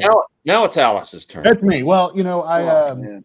I'm actually surprised. And again, for the new viewers, my theme here is the forgotten favorites. These are not, these are the deep cuts, if you will. This one's for Sam though, because Sam might have pulled this one. I don't know, but he hasn't talked about it yet, so I'm going to steal it. And if he has something to say, he might have more to say about I do. I know it's a group that he adores. This is my favorite album from this group. I think it's genius and brilliant and outstanding. It's a concept record about shut up, Jason. But it is unlike, to me. I mean, musically, it's obviously similar, but to me, it's just they were the last band group that you would ever consider would do something like this. Back to 69, the Bee Gees. Odessa. Odessa. What a great record. A great freaking record and a double record at that. And Velvety. Sam, you didn't pull this one? No. That was a mind blower when that came out. So a lot of people know. So when this was originally released, it came on this red flocked cover, and the people in the factories were having allergic reactions to it. So they had to shut it down because people were passing out and shit in the plants. But yeah, I mean, this is the Bee Gees concept record about a fictional ship that crashed and disappeared. The Bee Gees on acid. But this is here's the thing, and I know Sam, you're a huge Bee Gees fan too, and you might know this record more than I do. How I would describe this is, it's so different than everything they've done, but it also totally makes sense with everything they've done. Like, there's nothing on here that you're like, wow, that doesn't sound like them. It totally sounds like them, but it's just so different. But Bee Gees, this is arguably, to me, one of the most underrated, underappreciated double albums in the history of the game. Bee Gees, Odessa. And you think like a couple years later they were doing like main course and everything. Jesus. And I think did it cause Robin to leave? Was it that album or was that Trafalgar? I think it was this album. I know this album caused one of them to leave. I think it was Robin. Yeah. Well, if Cucumber Castle was the next I one, love that album. then yeah. Alex, when you said you were going to pull a record for Sam, you know what I thought you were going to pull? Could be. Oh gosh. Is that a double, Rob? Yeah, you always got to sneak that in there. It is a double, ironically. I find that so offensive, and you always got to sneak that in there. Rob, do you just keep that under your desk for a good time during all I this? do. I do. It's as I quick want you to pull. show a picture of Hitler. All I can say, Alex, is wait till you see my prog tag video. Oh gosh. Oh, is it? I'm Is it working on coming? one. It's Is it coming? It's And coming. then you're going to make a video about it? Absolutely. Oh, I can't wait. Okay, Samuel. I'm gonna go with one that for people that know me know how like this record how it rates for me, and this is gonna be what kind of in like the bloated category for the records that I pulled. And what's funny is I've only listened to this album probably 4 times in its entirety. and I never go back to it. I know Glenn is a fan of this album because it was a reunion of sorts for these guys. It had been 8 years since they had put out a record. Is it? It's Mojo by Tom Petty. Oh, yeah, I love that album. I know, and it's very interesting because musically, it's very succinct. The guys were essentially playing live in the studio. It was the Heartbreakers. They hadn't been together since the last DJ album in 2002, and this is the first album where they had Ron Blair, the original bassist, back after Howie Epstein's death. And so it was a huge there's a lot of hype behind this album. It's like, the Heartbreakers are back after almost a decade. Because Petty had done the Mudcrutch thing. He'd put out Highway Companion. So he'd been busy, but the Heartbreakers have been very quiet. I mean, they were still touring with Petty, but they hadn't been recording. And then he comes out with this record. I remember when the single came out, which would have been I Should Have Known It was like the single, which is like this heavy Mike Campbell riff. And that's a Mike Campbell album. It's a Mike Campbell. And Petty told Campbell, he's like, I want you high up in the mix. I want to hear your guitars. And Campbell had just bought a new guitar. And there were interviews that are on YouTube that came out because this just celebrated its this is the vinyl reissue. I don't think it had been issued on vinyl since it came out. And there are interviews that you can see with Ben Montench, with Mike Campbell, with Tom Petty, just talking about, how natural this album came together. They said Petty was just for some reason in a blues mood. He didn't go into it thinking I want to make a blues record. But he said the Heartbreakers always went back to the blues. He's like, in sound checks, they would do a blues song. They would do something I'm a Man, the Muddy Waters tune, or Manish Boy, stuff like that. They would do John Lee Hooker stuff. I mean, when they were playing at the Fillmore on that box set, John Lee Hooker comes out and plays with them. So they obviously had high praise. And they grew up in the panhandle of Florida. So they're not far from Mississippi in that area where the blues were so prominent. But this record, it's good. I mean, again, First Flash of Freedom is cool. Running Man's Bible. That's my favorite. Candy is kind of a fun little lilting tune. And then they can do this trippy reggae song called Don't Pull Me Over, which I like a lot. But and it was cool when I saw Campbell and the Dirty Knobs. They did the song Something Good Coming, which is the second to last track on the record. And it's a very deep cut. And Campbell was always he's like, that song was always one that it was a work in progress for me to play. He's like, and now I'm finally understanding how to play it. And it's after Tom's death. So I don't know, something about Mojo. I need to listen to it more because I really want to like it because it was as a reunion again in the studio with the guys. And it's a Campbell record. I mean, it's full of guitars and it's bluesy and Petty sounds great on it. And this is the tour that I could have seen Petty on, but didn't because I wasn't fully into concerts at that point. This is when he toured with Steve Winwood opening his shows, and I missed out in 2013 or so. But Mojo is kind of my, middle of the road bloated album to me. Yeah. And I love Petty, as everybody knows. I do love that album. One of my favorite Heartbreakers. So now Sam has moved into maybe talking. It's a free for all, but Sam, my understanding, you have a complicated sort of relationship with that record, maybe. Yes, Alex. It's a question. I thought you were about to make a joke or move into something. Yes, it's a complicated. Yes. I'm sorry.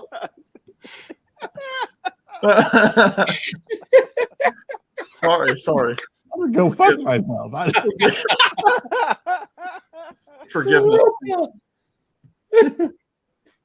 All right. Continue, my friend. That's good. I don't know where to go from there. That was just the question. There's your clip. There's your clickbait right there. Philosophical. Is it my turn? Yeah. Okay. Alex might be the only one who's going to discuss this with me. I got it. I got it in my hand. Hey. Tales of Topographic Oceans. Now, this is probably the poster child for bloated progressive rock records. I don't agree with that, but I think majority of people seem to think that this album is pretentious. But the Revealing Science of God, the first side of that album, is just absolute genius. And I like the rest of the record. It's one of my favorite Yes albums. Yeah. But what do you think, Alex? Yeah, and so I have from the list that I pulled, and that's sort of what I asked Sam of, like, I think that's a very complicated album because in one sense it represents the best of progressive rock in 1973, right? And it also represents the worst, but it's also like I like the record. I love the record. I would probably put it in my top 4 or 5. But it's also, I totally understand people who are like, I remember Mazzy is like, this is the record that broke Prague. Like, it's like anything, like it just set, so I have a complicated relationship with it. And I totally This is kind of understand. like the Jump the Shark record. Yeah. But it's also like people who are into Prague, like, it's everything that we want. It's like, it's not even 4 songs. It's really 3 songs. You have Ritual 1 and 2, so it's like, yeah, I like it. I think it's great music, but I also understand that it's a complicated record. Yeah, that's well said. That's what exactly. Mm-hmm. Yep. Yeah, I'm a fan of it. But yeah, I do like it.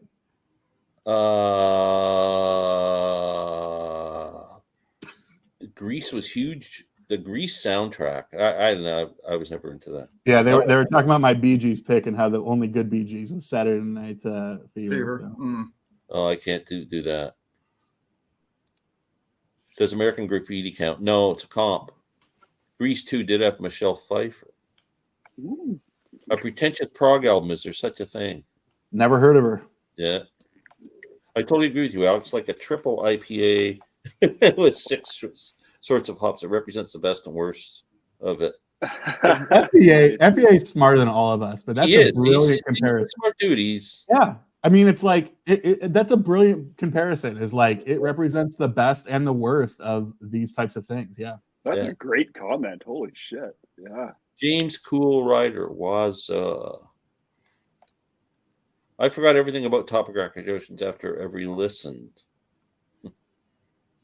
It's also weird that was the record that broke Rick Wakeman when you consider that he kind of portrays this persona of being the ultimate, like Prague, the Cape, the 6 Wives of Henry VIII. You know what I mean? Like that's like it seems like that's like his whole shtick. And so for him to be like, I don't like where this is going. Yeah. That's an interesting thing. Yeah, very true. Wow. Okay, we're starting over. Okay. That means Jason's up. There we go. There it is. Now, is this one you love or guitar albums ever? Talk about Sam talking about a guitar album. Now, this is I don't the know guitar album. I guess I'd call it complicated only because I don't listen to it all that often. I like Clapton. I like his guitar style. I like the fact that Clapton is regarded by other blues artists as a guy that knows how to play the blues. I can't pretend to really understand the ins and outs of guitar and what that really means, but he is often regarded as a guy that knows how to play the blues. And, this is a great album. No one's going to deny the fact that this had a massive impact. I guess initially it was kind of not really very impactful, and it was one of those albums that kind of came back in again, and then oh, now we get it, now it's important. And so obviously the title track is pretty iconic. And I know I was just watching one of your videos there, Glenn, where you were talking about the unplugged version of this not being as good. I forget who it was when that album, the Unplugged, came out.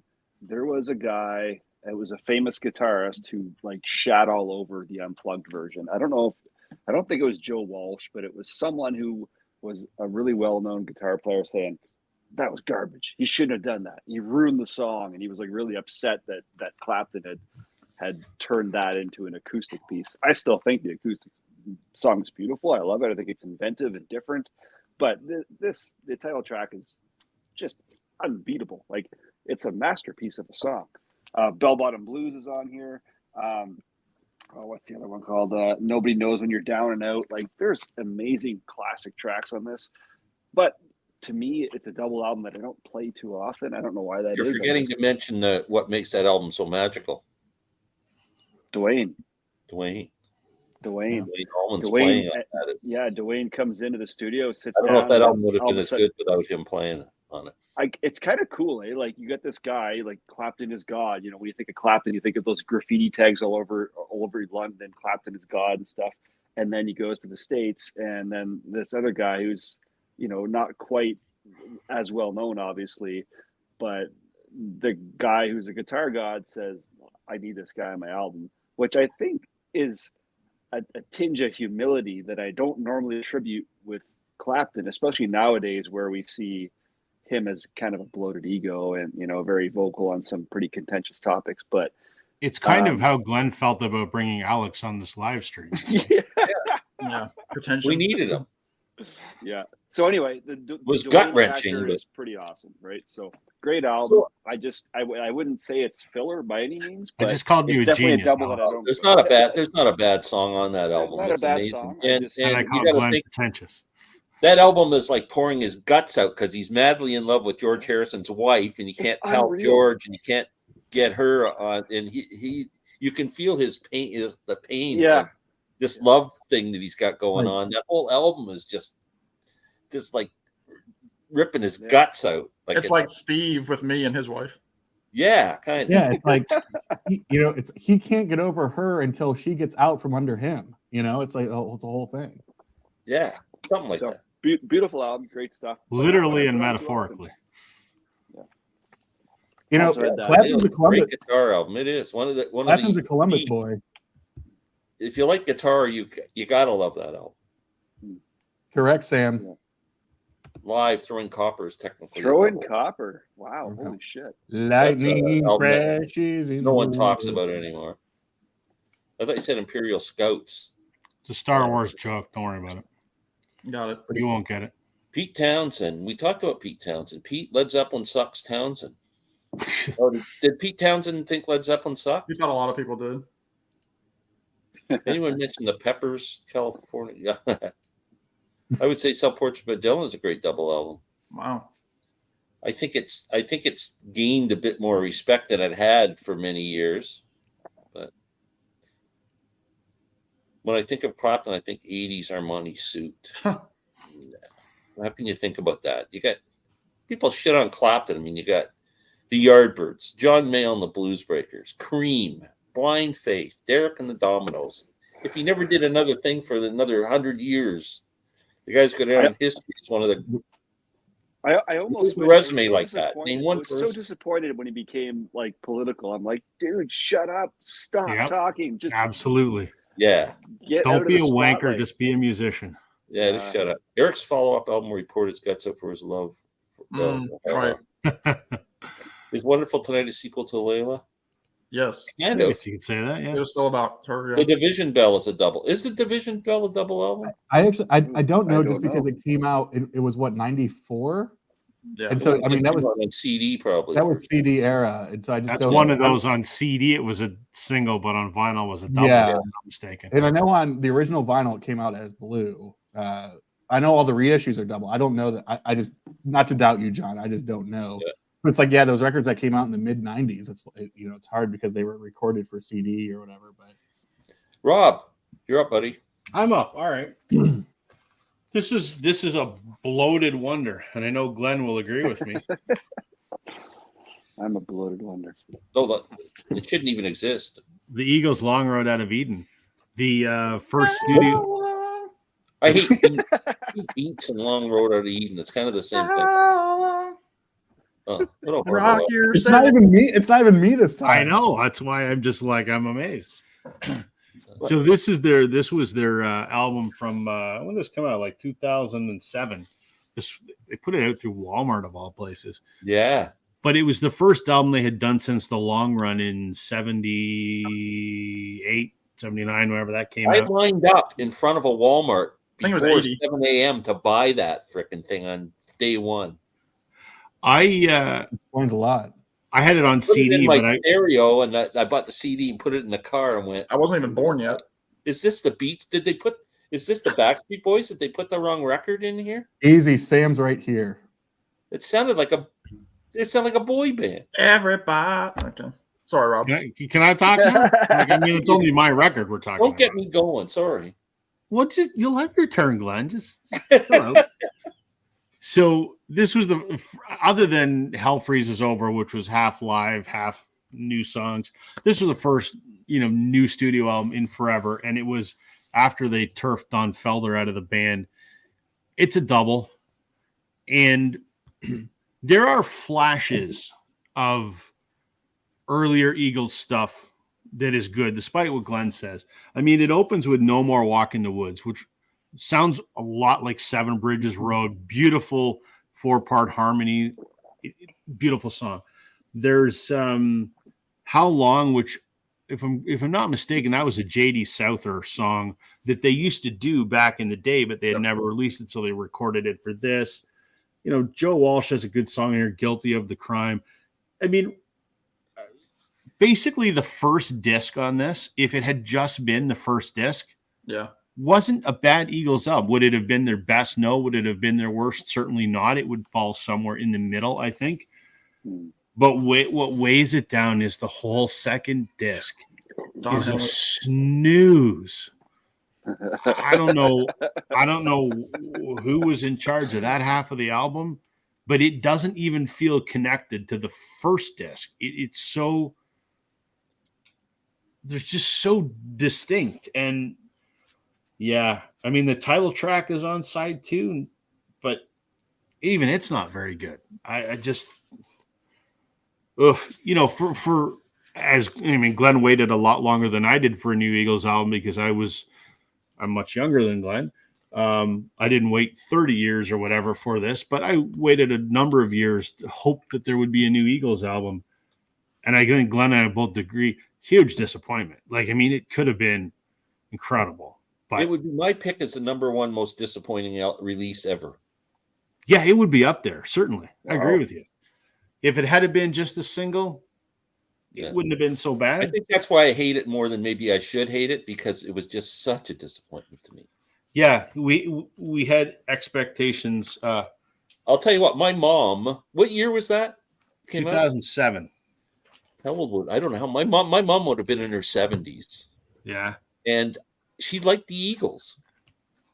She liked, the peaceful, easy feeling and all the kind of the, easy listening Eagles stuff. And I bought that CD. I listened to it, I think twice. Let's listen to it once. My mouth just dropped open how much I hated it. Listen to it again just to make sure, and I was sure I hated it. And I went over to my mom's and gave it to her. I said, "You like the Eagles?" And then after a couple of days, I said, "So what did you think of the album?" She says, "That's awful." She didn't like it. She didn't like it either. She was in her 70s. The one good thing I'll say about Long Road Out of Eden, the tour that they did to support it was really, really well done. I saw them on that. I saw them on that tour, and they all came out in suits, and it was a very, very good show because they played a lot of the Long Road Out of Eden stuff, played all the hits. The concert was incredible. The album, what a letdown. Wow. Okay. Is it wrong that I hate the Eagles? Yes. Yes. No, it's not. I don't think it is. Am I okay? Am I a bad guy? Am I too influenced by the movie The Big Lebowski where he says I fucking hate the Eagles? Man? Honestly, that's the best excuse to hate the Eagles would be that. I love it. Yeah. I love the Eagles, but I hate Don Henley. I think he's the wankerest of wankers. Who's up, Alex? I'm up. Well, I'll tell you what. I'll speed run this a little bit here. Do a jazz one. We're gonna run out of time here, so do a jazz one. Dang. You want me to do a jazz one? Okay. Well, it means please. Well, it's not, again, I'll speed round this because there's a couple, and I say I have a complicated relationship with these. This is not a double album that's bloated. It's by no means a bad album, but I think it's worth mentioning because arguably I think a lot of people probably watching are not huge jazz people, and so they might get misled in a sense. But this is a complicated album. This is a very complicated album. A lot of people will cite Bitches Brew as one of the greatest jazz records in ever created, and it very well might be. The problem is this is very similarly to A Love Supreme from Coltrane. If you are introducing someone to jazz, I don't think that this is the place to start. No. This is I've out heard there. that, yeah. This is weird. It kind of for a while just sounds like droning instruments and people tuning for like 14 minutes. Like, if you're someone who's thinking about tiptoeing into jazz and you're like, oh, I'm going to start with Miles Davis, and everybody's like, start with Bitches Brew. It takes some time. This has turned a lot of people off, and it's hard to get into. So I've grown to really like it, but this is not the place to start, in my sincere, honest opinion. So very quick lightning round. John McLaughlin, man.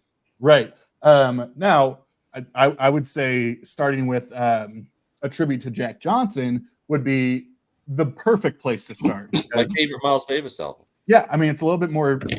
It's almost a rock album with Miles Davis playing on it, right? Like, that's kind of how it comes off.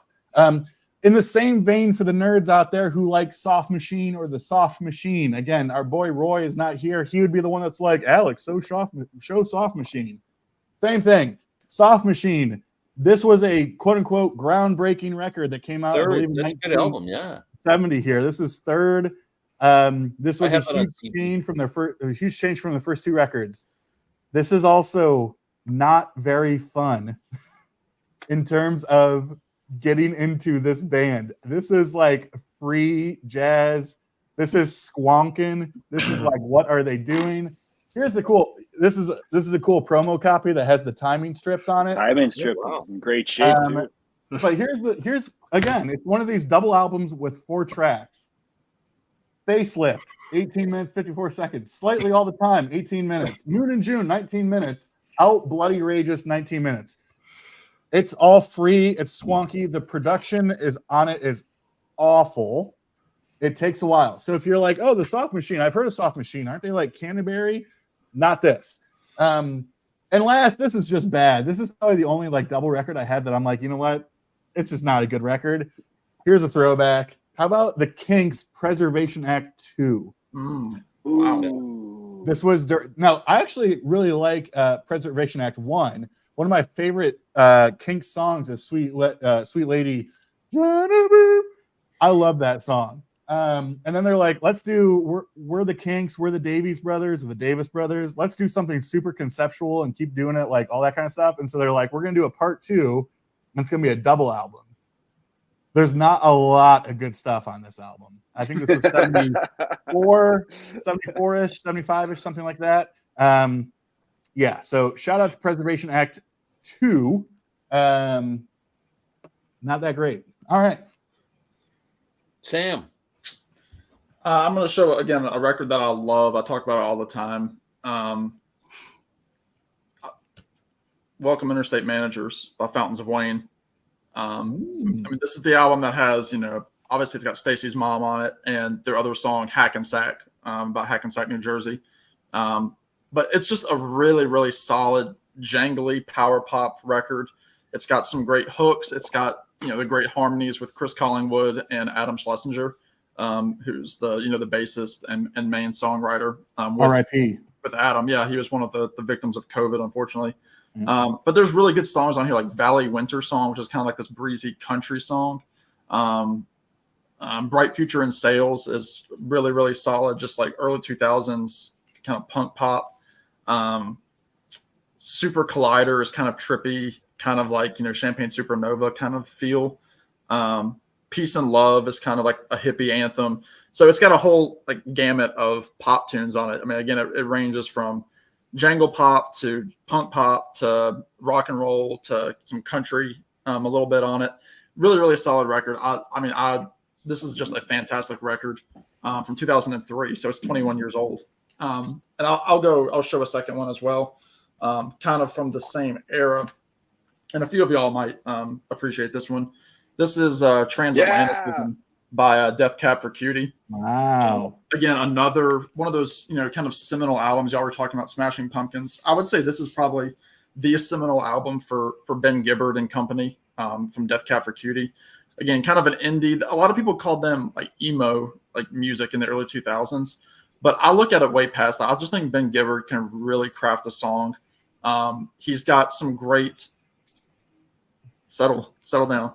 He does a few songs on other records where he's got kind of a Brian Wilson production value to him.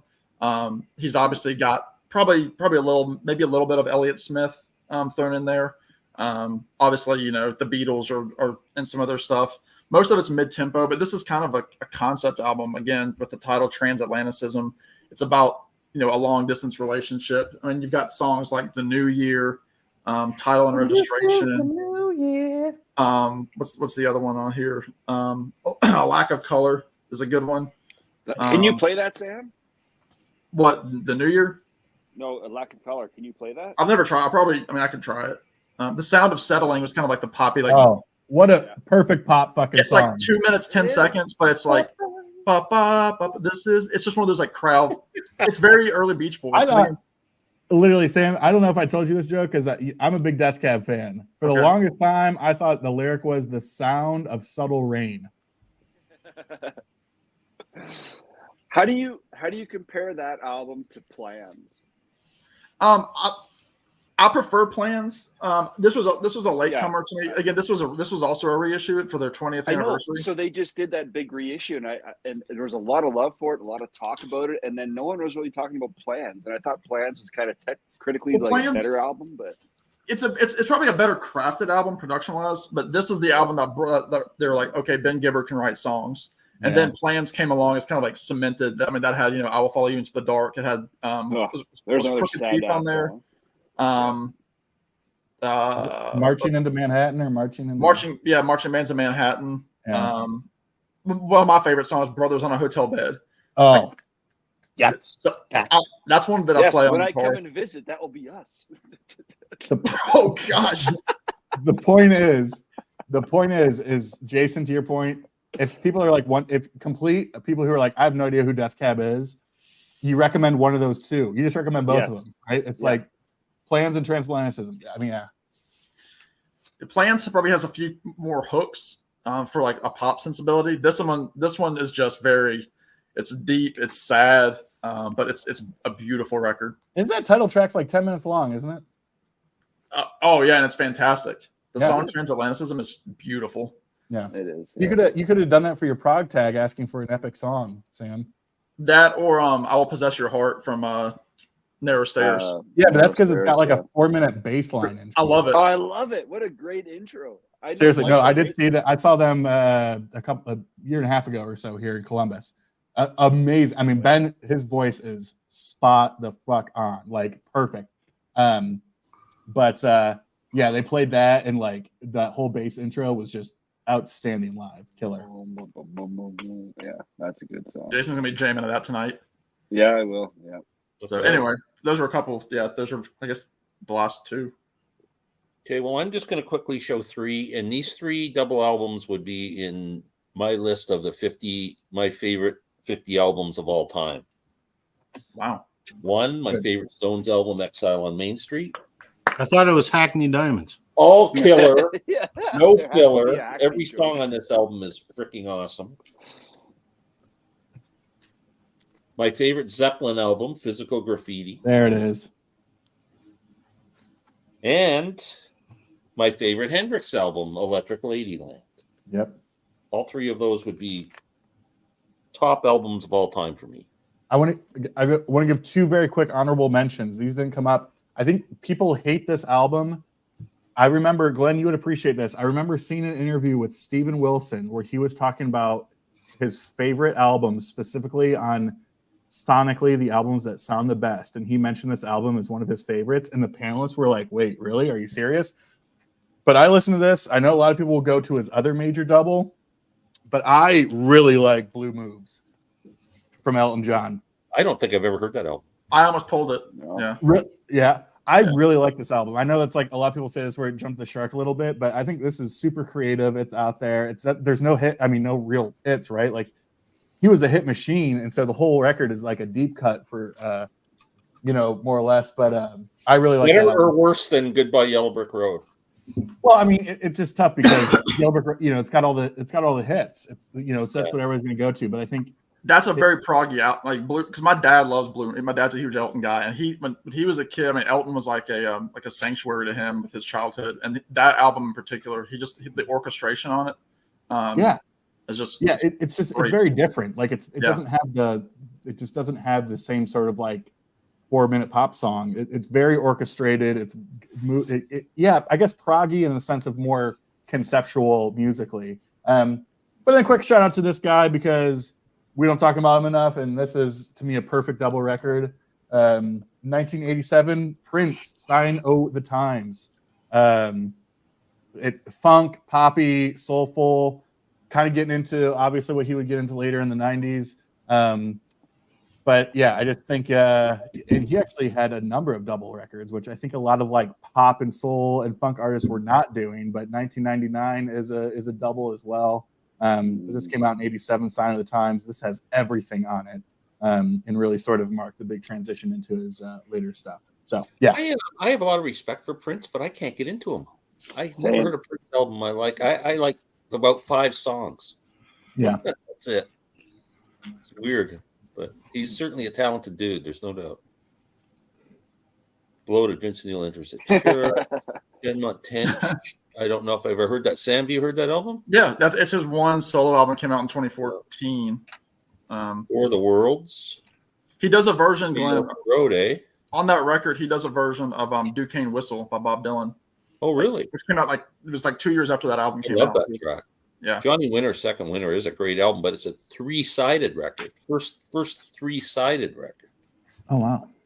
Good game. Joe. Hey Joe. Eagles is the greatest hits band for me, and I don't know. I kind of think of them as an album band, even though they had hits like Desperado. Early Poco. I don't like the later poppy Poco. REM. I'm just kind of getting on an REM kick now. Disappointing album, return album for me is Black Sabbath's 13th. I gave up on after Black Sabbath 4, so I don't even know what 13 would sound like. Well, it's funny because it's not even their 13th album. They just called it 13 because it came out in, I think, 2003.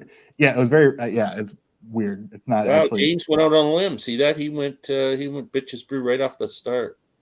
In a Silent Way is a good album. I agree. Start kind of blue.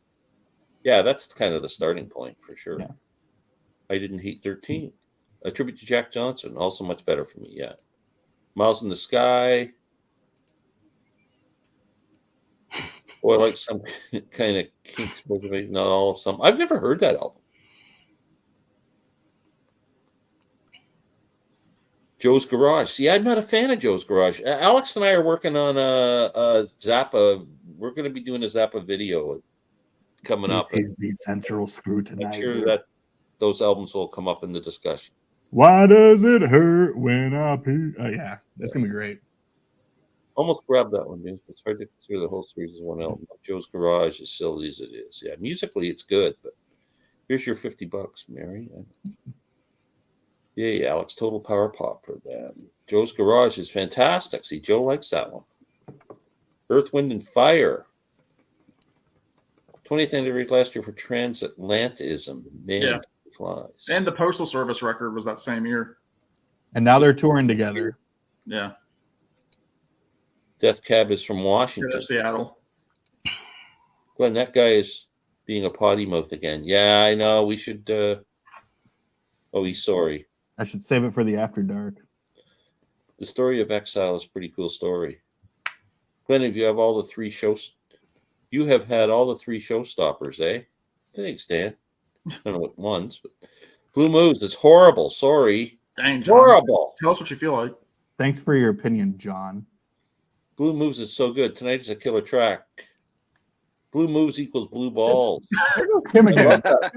Tim and I are like kindred spirits. Oh, well, I went and pulled out 3 out in case you asked me to come on. That Prince was one of them. Joe, there's going to be the after basement party on Alex's Beer and Vinyl channel coming up. You're always invited, Joe. Sponsored by Asti. Come on over and pull some records. Not yet, Rob. Soon to be sponsored by Asti. Let's not jinx it. It would be hilarious to all of a sudden see the T-shirt. Oh my God. God. Bob. Hey, that was right off the bat. They were the first albums that went up for discussion. I agree. Amazing records. 99 was so huge for me as a teenager. Yeah. I was a wee one. The year or the album, or both? Yeah. Luckily, it's Tight and fluffy snow. Same snow I got today. What's going on? I Same already as it shoveled- ever What, are we was. just getting weather reports now? Yep. LOL, Alex. Thanks, boys. And I'll keep the ones I pulled out. Haha, I said pulled out. But, better hang on to those records. Okay. Well, we still have 7 minutes. Anybody want to go around the horn and talk about something? Rob, go first. About what? Whatever you want. You want to talk about your channel, something coming up? Sure. I Whatever you want to do.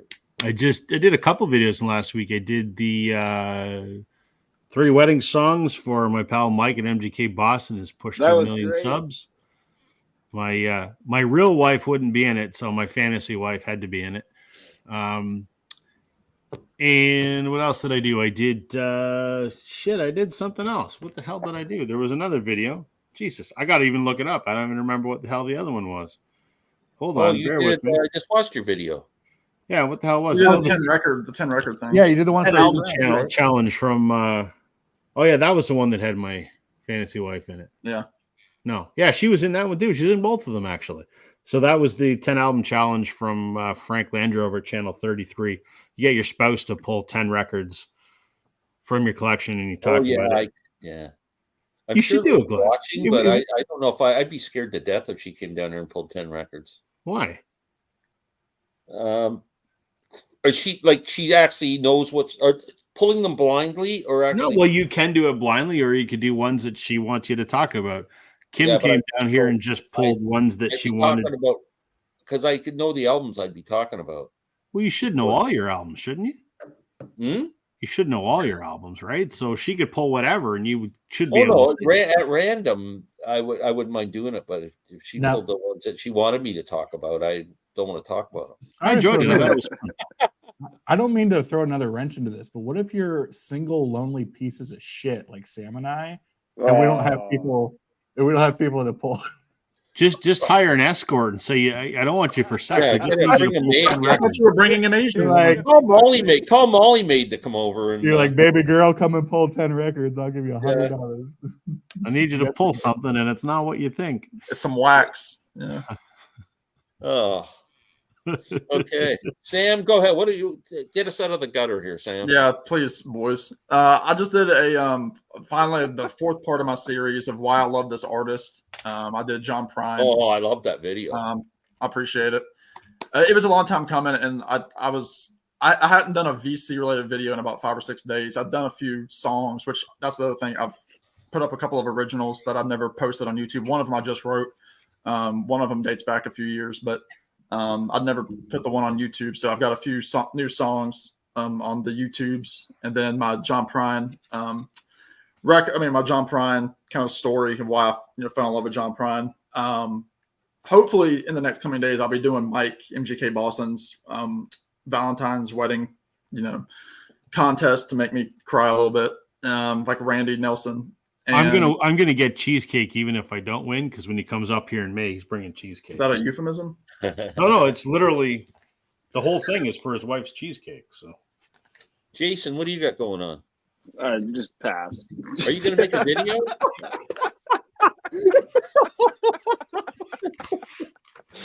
Are you going to make a video? I have videos up here. I just have to commit. I'm busy. Holy shit! I don't know how you guys do this. Like every day there's new videos. Holy shit!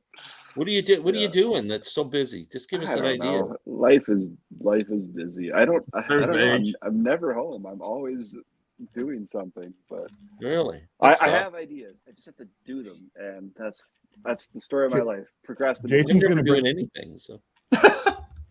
Jason's going to break up with the stream in order to pursue his own personal interest for creative differences. Yeah, maybe you should come on like Sam 10 minutes after 8, and then from 8 to 8:10 you could make a video. Next videos, yeah. Yes, it takes me a lot longer than that.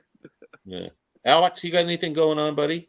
Well, here's the thing, for all the people counting out there, which is basically me, myself, and I, yeah, boy, we have surpassed now 300 subs today. That's awesome.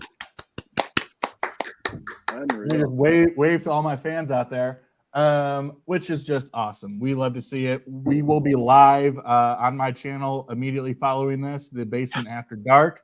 I think the next video I'm going to be posting is sort of your generic recent pickups, finds, that type of stuff. Now, I think I was telling you all before, I do have a place locally that does Dollar Mondays, and I went there on Monday because I had the day off, and it's just cool stuff because you find, it's like the scratch and dent stuff, right? Of like, you might find a record that has like the cover might have like some pretty bad like water damage, but the record itself is perfect, and I'm like, that's for me. Like, I don't care what's on there. These are two cool dollar pickups. Nina Simone. Oh wow.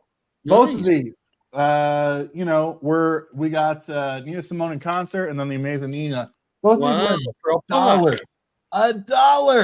$1. It's kind of hard to, you can sort of tell the cover is a little bit water like fucked. But sorry, James. But I'm like, I don't care because the records are VG plus at least. So so I'll be doing a finds video. There's a couple of other whales, grails, whatever, some stuff secured. So so I was in a record store once, and they were clearing all these records out for $1. They bought a collection off a blind person, and the person had put, those little machines that you make those black tapes, and they had like the embossed letters or something on them. They were doing them in Braille. Oh yeah. And they put it on the record label, like right on the label of the record. They had a little Braille thing so they could tell what record it was, and they had one on the album, and they were selling them for $1, and they were all really good albums, and they were in great shape. In great shape. I say all the time because I would say 10%. I would say I have probably hundreds of records that I have bought for $1 simply because someone wrote their name on there, or there's water damage on the cover. And there's part of me that's like, sure. Do I prefer that Jim is not written on there somewhere? Sure. But the other part of me is like, the cover is not getting played. I know, but you also got to think big picture. Like one day you're going to find that you're going to find it and the record's in terrible shape and it's got a great cover. Yep. And I've done that. I've done the old switcheroo, not the Seinfeld switcheroo. No one's ever done that successfully. I grabbed this. Got it. I grabbed wow. this. This was a U2 single, and it was $2, and the record is flawless. Some idiots put a big sticker on it, but I'm like, it's $2. Yeah. One of my favorite dollar. Sorry to take this, but this was quick. One of my favorite. Maybe I'll pull it for one of my streams that I do. It was $1. It was "Eye in the Sky" from Alan Parsons Project, and in the actual sleeve itself is a note. A handwritten note written from presumably a wife to a husband as her divorce letter. And it's like super, like it is dark. And you're also like, is this girl on watch? Like somebody got to call somebody. Whoa. Like it is sobering, but also, and it's just so wild of like, there's the whole point is like with those types of records, there's a story there. I love that. I love that part about collecting old records is there's a story. It's been in so many hands. I love that shit. Sorry, James. Wow. Well, we're ready to say goodnight, and we're ready to move over to Alex's channel, Beer and Vinyl. We'll be up probably in 5 minutes with the basement after party or after show. Take me a spot, Alex. I'll be there in about 15 minutes. I don't know if I'm. You know what happens when I'm finished doing this for 2 hours? I'm still kind of like wired. And I can't sleep. Yeah. And then if last week I went on your channel for like an hour or something like that, and then I was totally wired. I was awake till like 3 a.m, just going. You're like Neil Young. You needed something to cover your nostril. Yeah. So I don't know if I'm coming on tonight or not, but I know you guys will have fun. You all will get the link. So yeah. All right. Awesome. And the URL. Thanks, everybody. This was a fun night. I appreciate it, guys. And we will be chatting soon. This was fun. Thanks for watching, everybody. Okay. Thanks, Take care, everybody. there's everybody. Bye, y'all. Bye, guys.